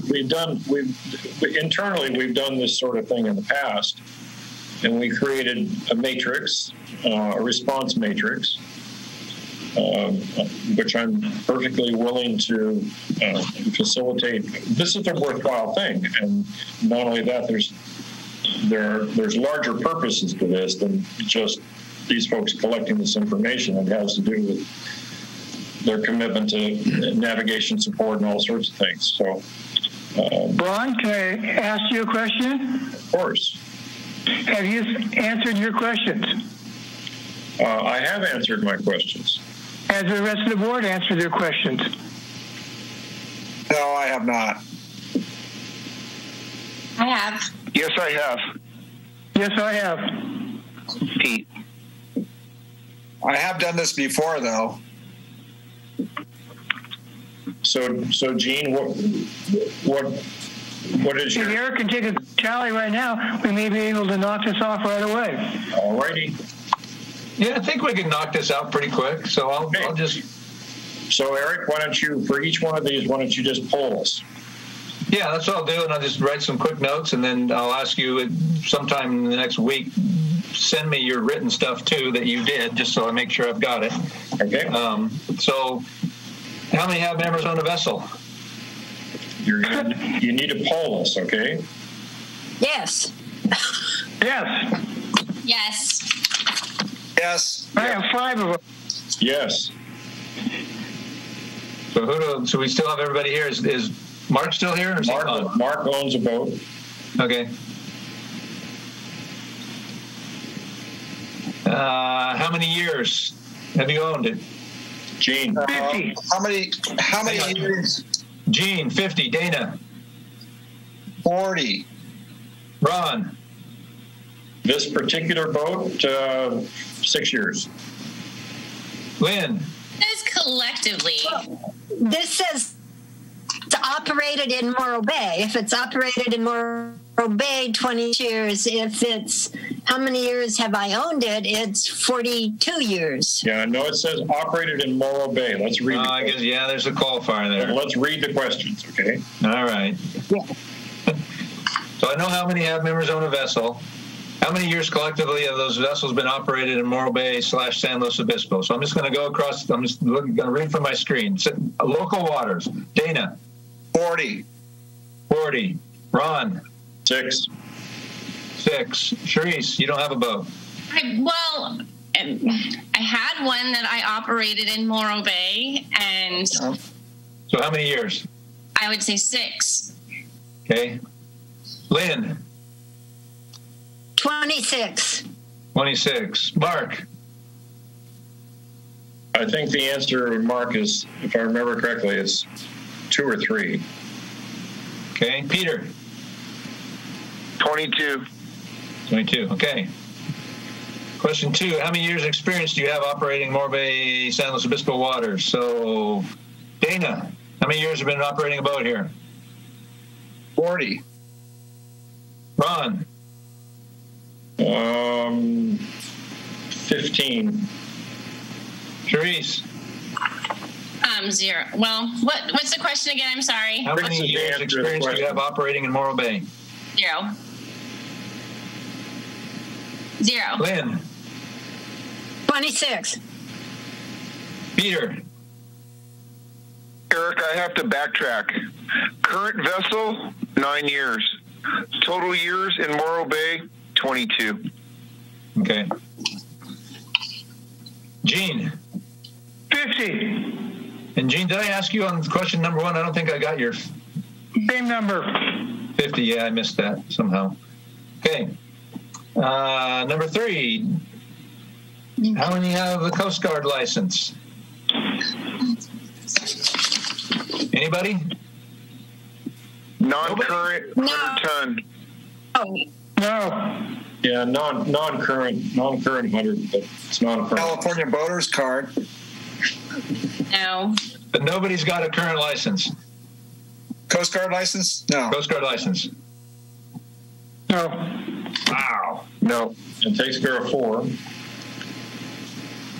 That takes care of 4. 5. Takes care of 5 too. List the information. I'll get this stuff from you later. Link, draft, beam, primary use cargo. I don't need to pull you for that. I'll get that from you. Link, draft, beam, and use in cargo. Yeah, I'll get that from you individually. I know that's worth going through everybody. Link, draft, beam, all that stuff. Agreed? Yeah. You just send out an email. Yeah. Okay. How many Harbor Advisory Board members operate here year-round? Yes. Everybody? Everybody. Yes. 0. Meh. So I guess if you operate year-round, you also operate in the spring and the summer and the fall and the winter. So that's everybody, right? Yeah. Nobody's a summer sailor, a winter sailor, a fall sailor, a spring sailor. Everybody. I'm an armchair sailor. Everybody's year-round except Cherise. Okay. So I have a question. Sure. Because I have a jet ski and I have to have it licensed. Are they considering that a vessel or not a vessel? That is a vessel. Okay, then can we go back to number 2 and put it at like 8?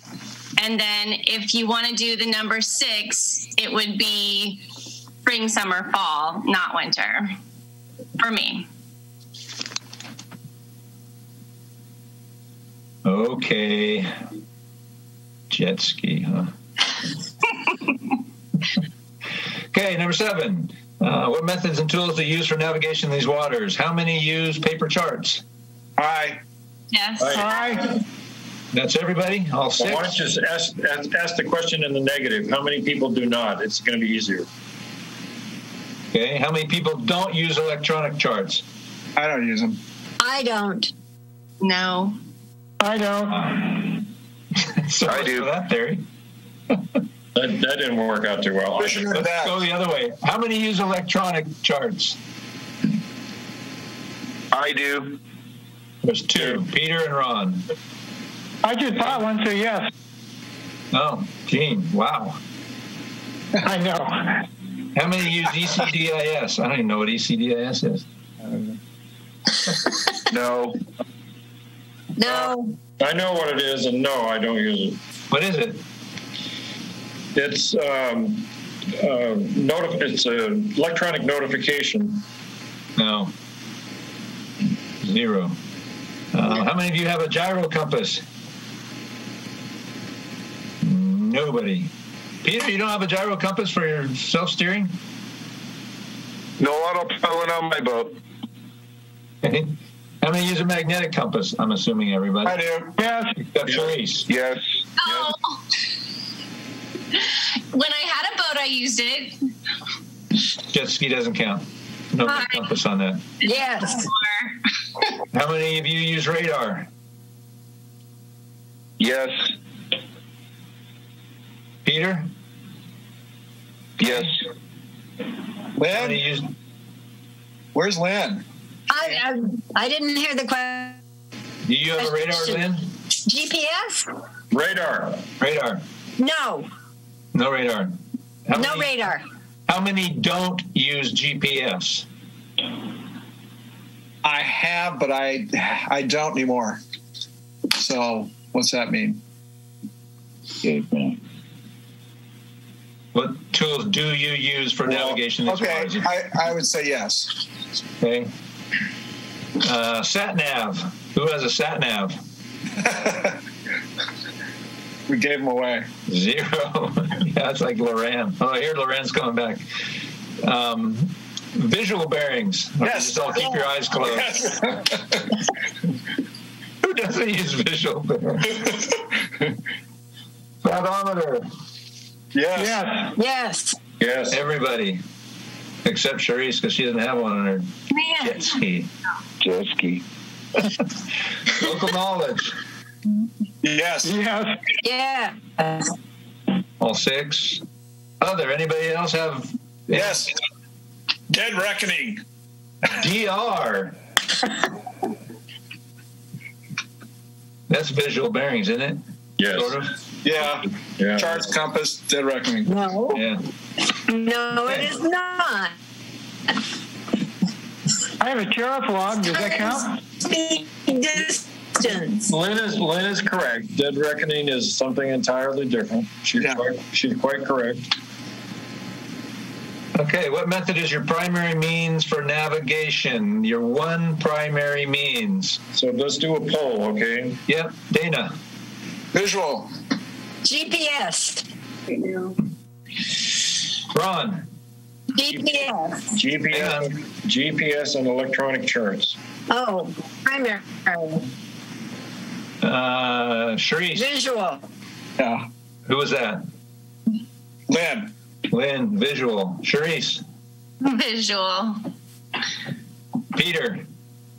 GPS. Gene. Local. What? Local knowledge? Yes. Okay. All right. Do you have a familiarity with the automatic identification system, AIS? Yes. How many yes? You skipped number 9. You skipped what I skip? 9. Oh, sorry, 9. What is your primary means of communication? VHF. VHF.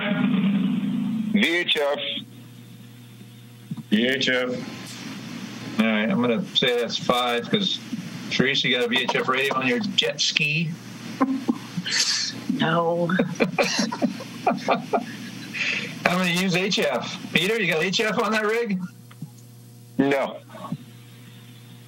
Cell phones. Don't count. Are you familiar with AIS? Oh, I'm sorry. Yes, I do carry a cell phone. Yes. That's not HF. That wasn't on the question. Okay.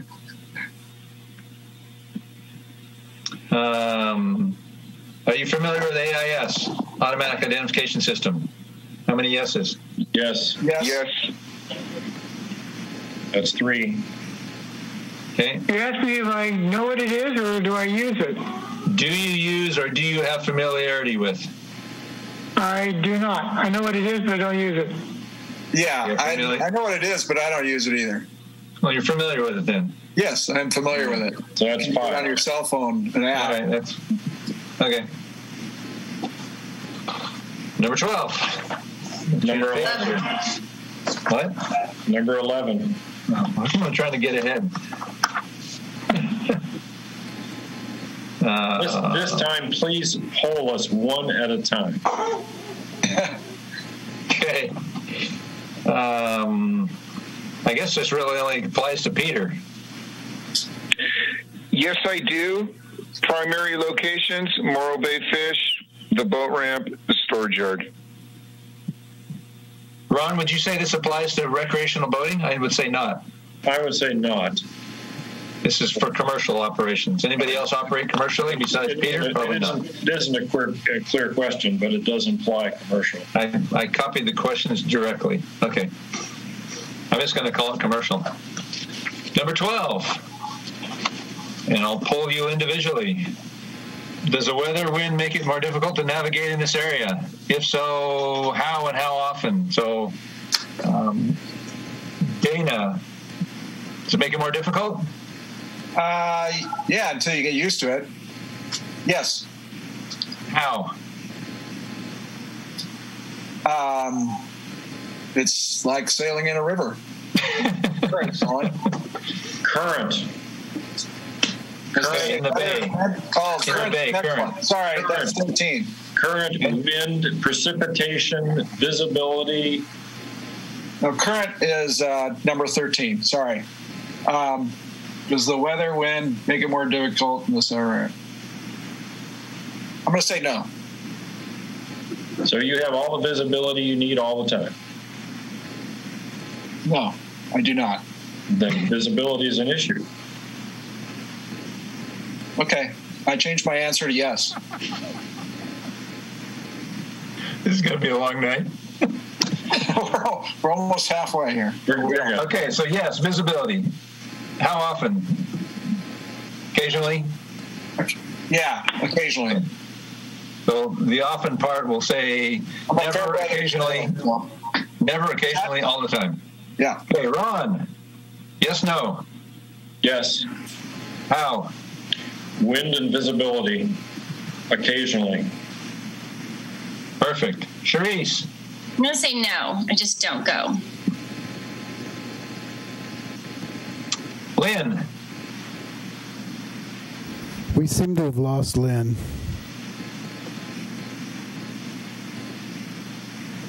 Okay. Peter. Yes. Fog How? and tide. Fog. Fog and tide. How often? Nowadays, more often than ever. But I would say, percentage-wise, 30 plus. Okay. Yes, tide, wind, and fog. Wait for no man. What happened to concrete? I didn't put in women either. Tide, wind, fog. How often? Half the time. Okay. And we've lost Lynn, so we'll lose Lynn. Okay. Number 13. Do the tides and currents make it more difficult to navigate in the area? Dana. Yes. How often? 50% of the time. Seldom, occasionally, all the time. Occasionally. Occasionally. Okay. And how, I'm just going to assume how means you get crash in another boat. That's pretty easy. Ron, yes, no? Yes, occasionally. Charisse? Yes, occasionally. Peter? Yes, occasionally. Gene?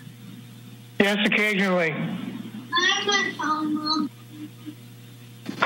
And no Lynn's back. Okay, number 14.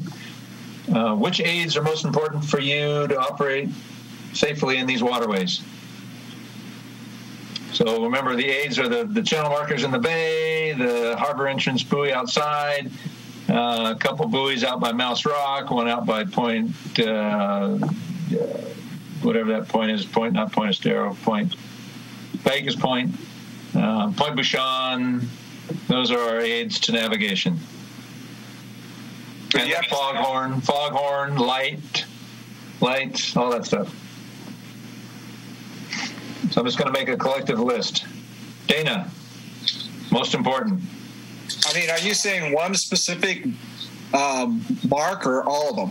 No, it just says which aids are most important to you. So pick your most important. I would say the buoys, the lighted ones. Ron. Markers and buoys. Charisse. Buoys. Peter.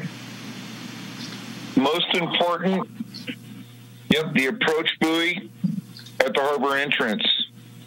After that, harbor markers, channel markers as you proceed down the harbor. Okay. Yeah. So buoys again, but you got more specific. Gene. Buoys and channel markers. Okay. All right. 15. Which aids are least important? Remember, we got buoys, we got foghorns, we got lights. No. Dana, least important.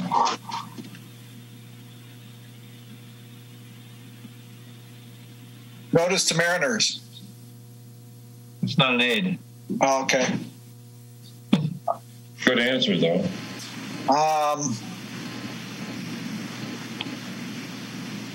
Least important. Gosh, I don't know. Go to somebody else.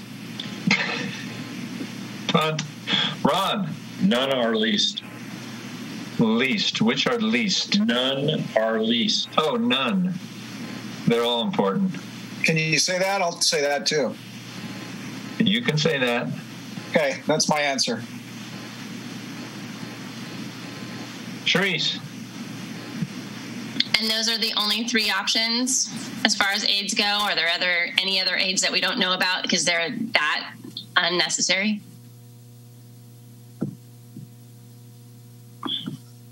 Well, that's a good question.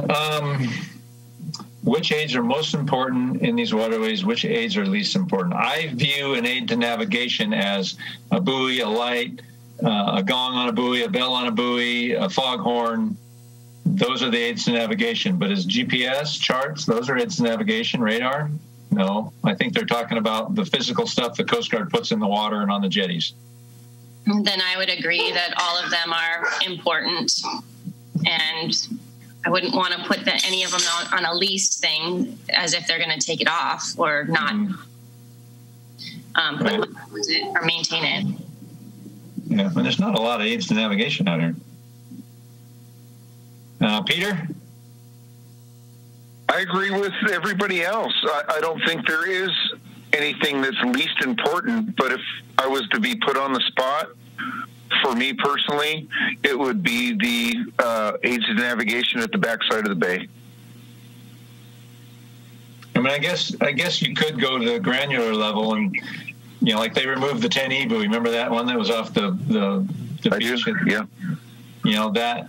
Let's just stick with none, okay? Okay. Yeah, stick with none. Gene? Is there a range marker coming into the harbor?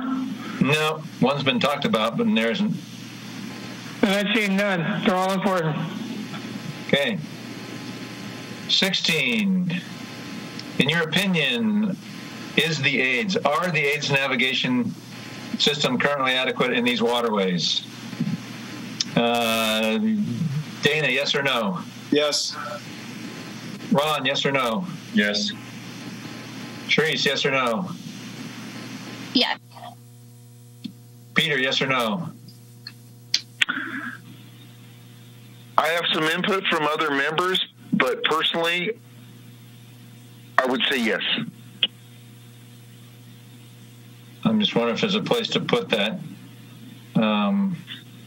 And Eric, I could follow up with you going back to the beginning of this section, but for now, I'll say yes.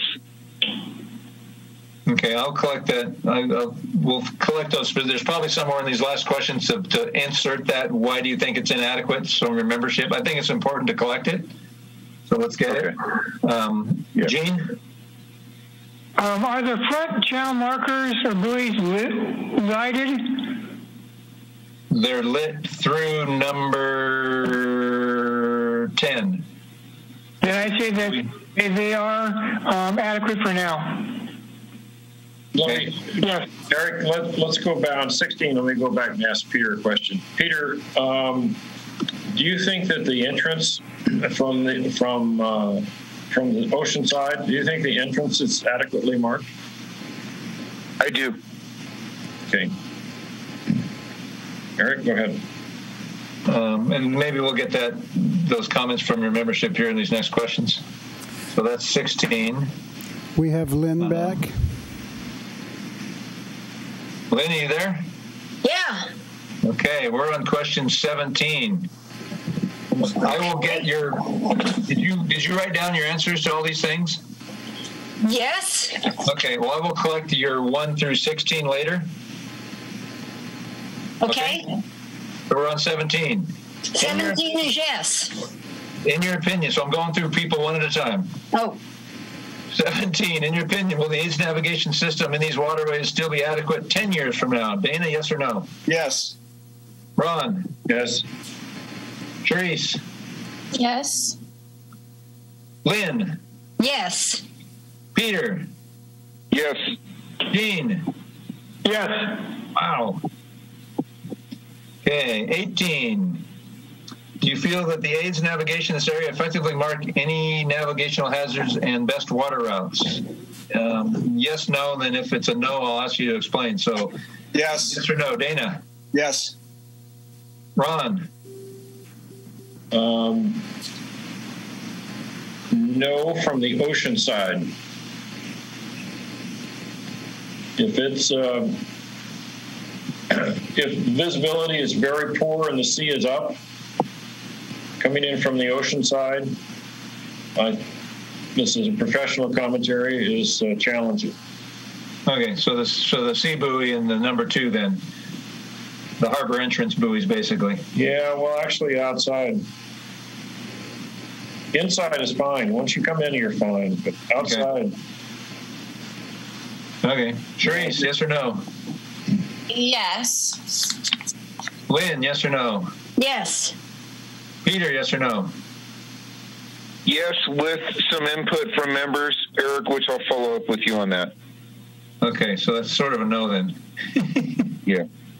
And I'll get that info from you later. Gene, yes or no? Thank you. Yes. Okay, put some quick notes here. Hang on. Some publications. 19. Do you feel the charts and publications for this area are adequate? Meaning, I guess, the paper charts and the notice to mariners and whatnot.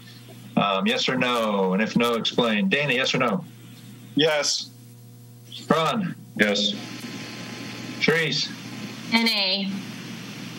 NA. Lynn? Lynn, charts and publications adequate? We don't have charts, and we really don't have publications. They're all online, and yes, they are adequate. Well, those are still charts. They're just electronic charts now. So that's a yes. Peter? Yes. Electronic charts, yes. Gene? Yes.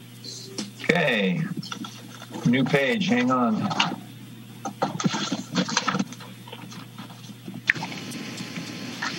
Almost there. Do you keep a U.S. Coast Guard light list on board your vessels? Paper copies of this are no longer available, but they can be obtained. So do you keep a light list on your boat? Which a light list lists all the aids to navigation, not just lights. Yes or no? Dana? No. Ron? Yes. Sharice? No. Jet ski? No. Lynn? Yes. Peter? No. Gene? No. Okay. 21. Do you view the local notice to mariners, the NOTAMs? There's 4 options here. Yes, no, I don't know how to find them, and I don't know what that is. Dana? No. No. Ron? Yes. Sharice? No. Lynn? Yes. Peter? Yes. Gene? Yes. Okay. 22. I guess this is where maybe some of Peter's input could come in. What other aids to navigation would you like to see added or removed from these areas, and why? Dana, any takeouts or put-ins? Well, they were just talking about other than buoys and sounds and everything. They were talking about charts and everything. And I like to see the charts come back, paper charts. Paper charts. Ron?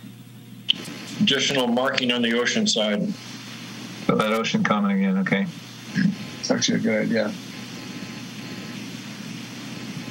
Sharice?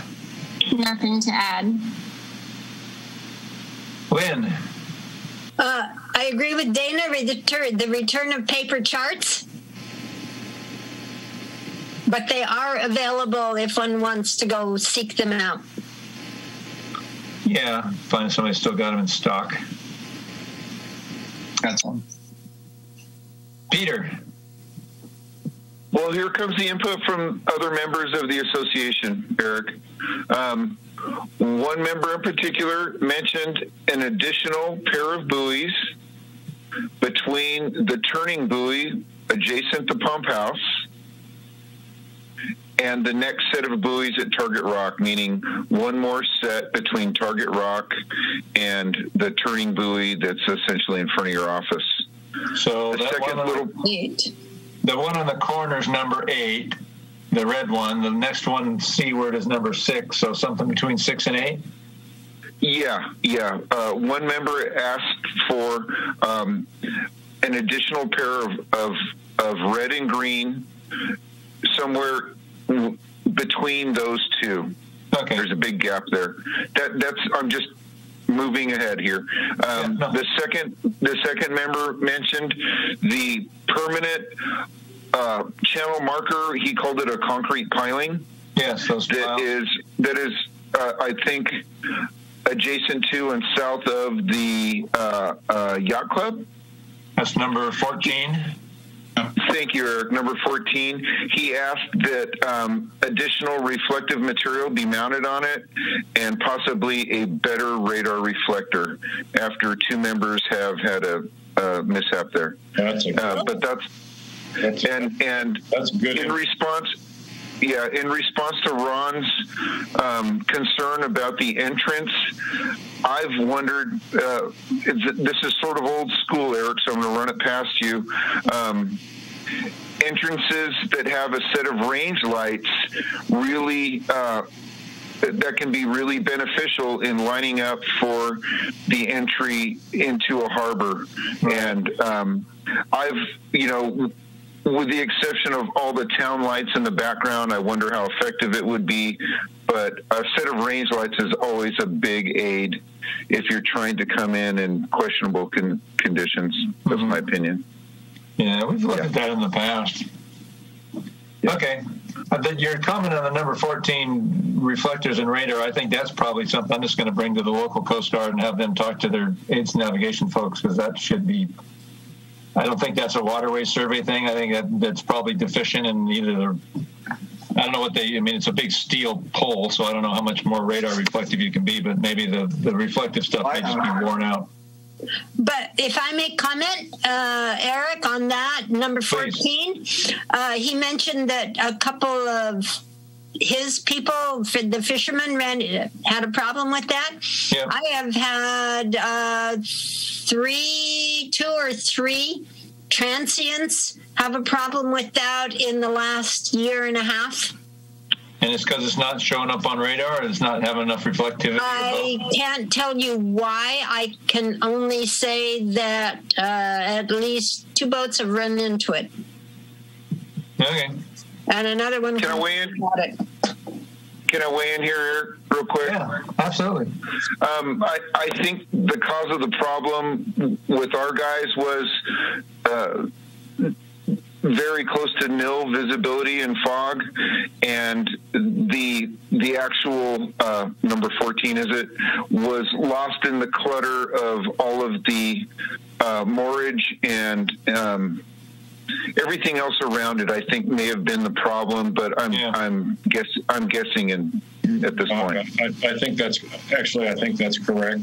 I'm going to guess as well, but I think that's correct. It is difficult to pick out, depending upon the resolution that you have on your radar. It's difficult to pick out when you're coming in against the mooring.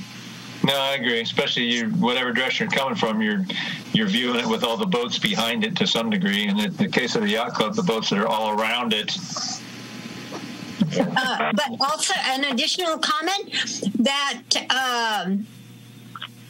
the triangle on it was displaced. It was bent around, and the 2 signs were at right angles to one another for a while.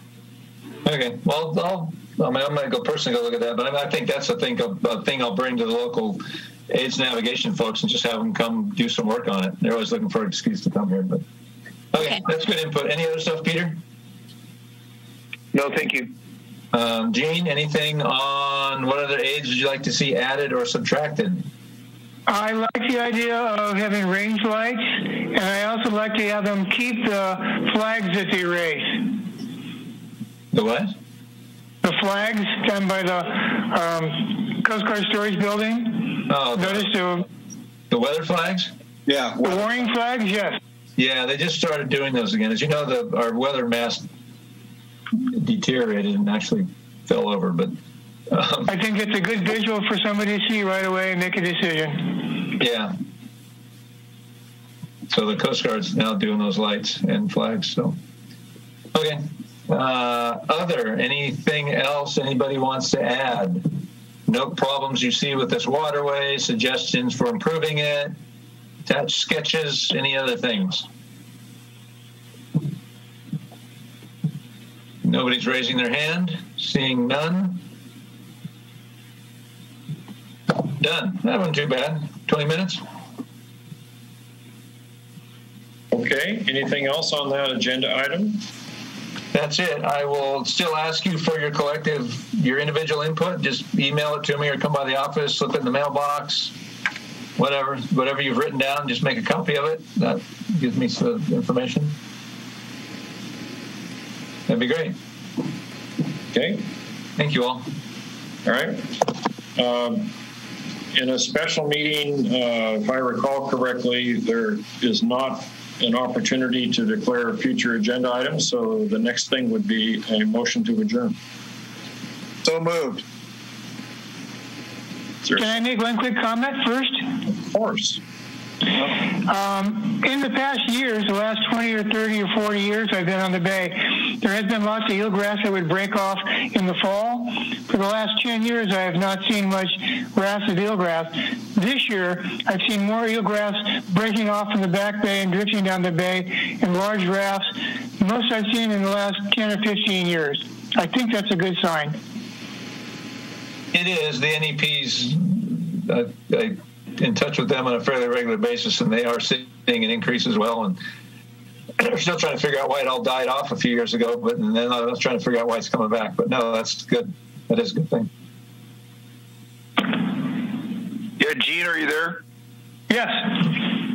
I noticed in Avila, with this most recent south swell, quite a bit of eelgrass has pushed up on the beach there that broke loose in the swell. So I think they're seeing an increase in Avila as well. Well, I think it's all good. Yeah. Yeah. I can attest. Actually, I just did a job out there in Avila, and I can attest to that. The guys were talking about it. Yeah. Well, Mother Nature is mysterious. You know? Strange and wondrous ways. Okay, so there's a motion to adjourn. We need a second. I'll second. Okay. Too late. Moved and seconded. Any discussion? Hearing none. All in favor? Aye. Aye. Aye. Any opposed? None. So thank you for your time, Eric. Thank you, and Lori and Eric. Thank you for doing this. There's a lot of time put into this, and we're very appreciative. Thank you. Everybody have a good night. Okay. Bye. Bye now. Thank you. Good night. Bye. Thank you, Zeke. Thank you, Zeke. Thank you all. You did a great job. Thanks, Zeke.